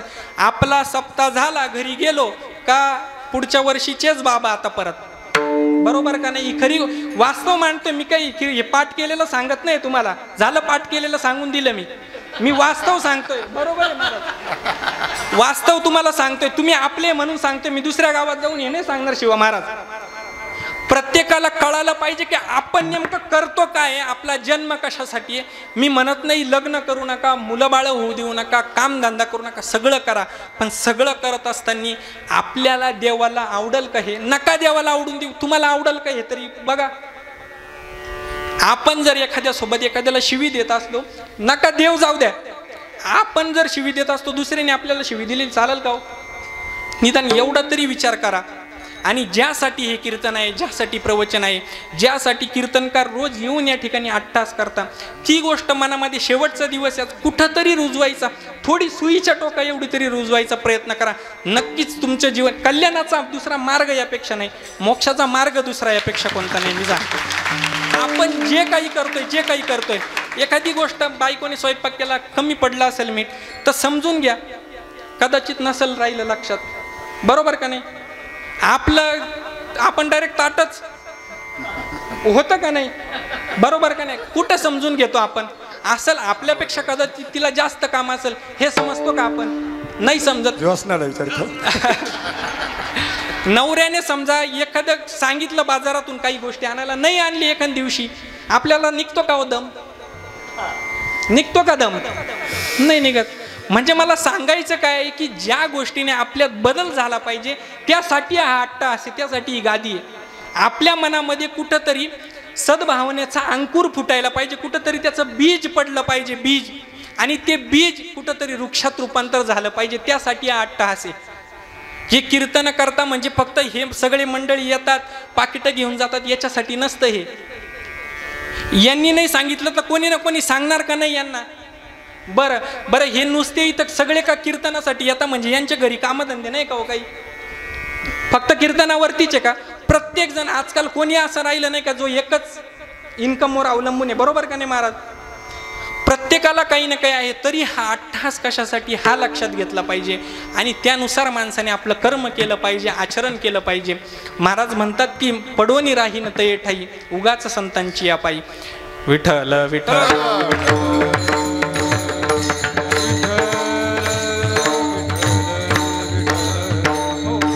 मग बघा, थोडा जरी तुमचा लेकरू समजून काही बदल होता आला, आपण कीर्तनाला जातो, आपल्यात तो बदल दिसला पाहिजे एवढीच तुमच्याकडनं अपेक्षा करतो आणि सेवेला पूर्ण विराम देतो. विठ्ठल ज्ञानेश्वर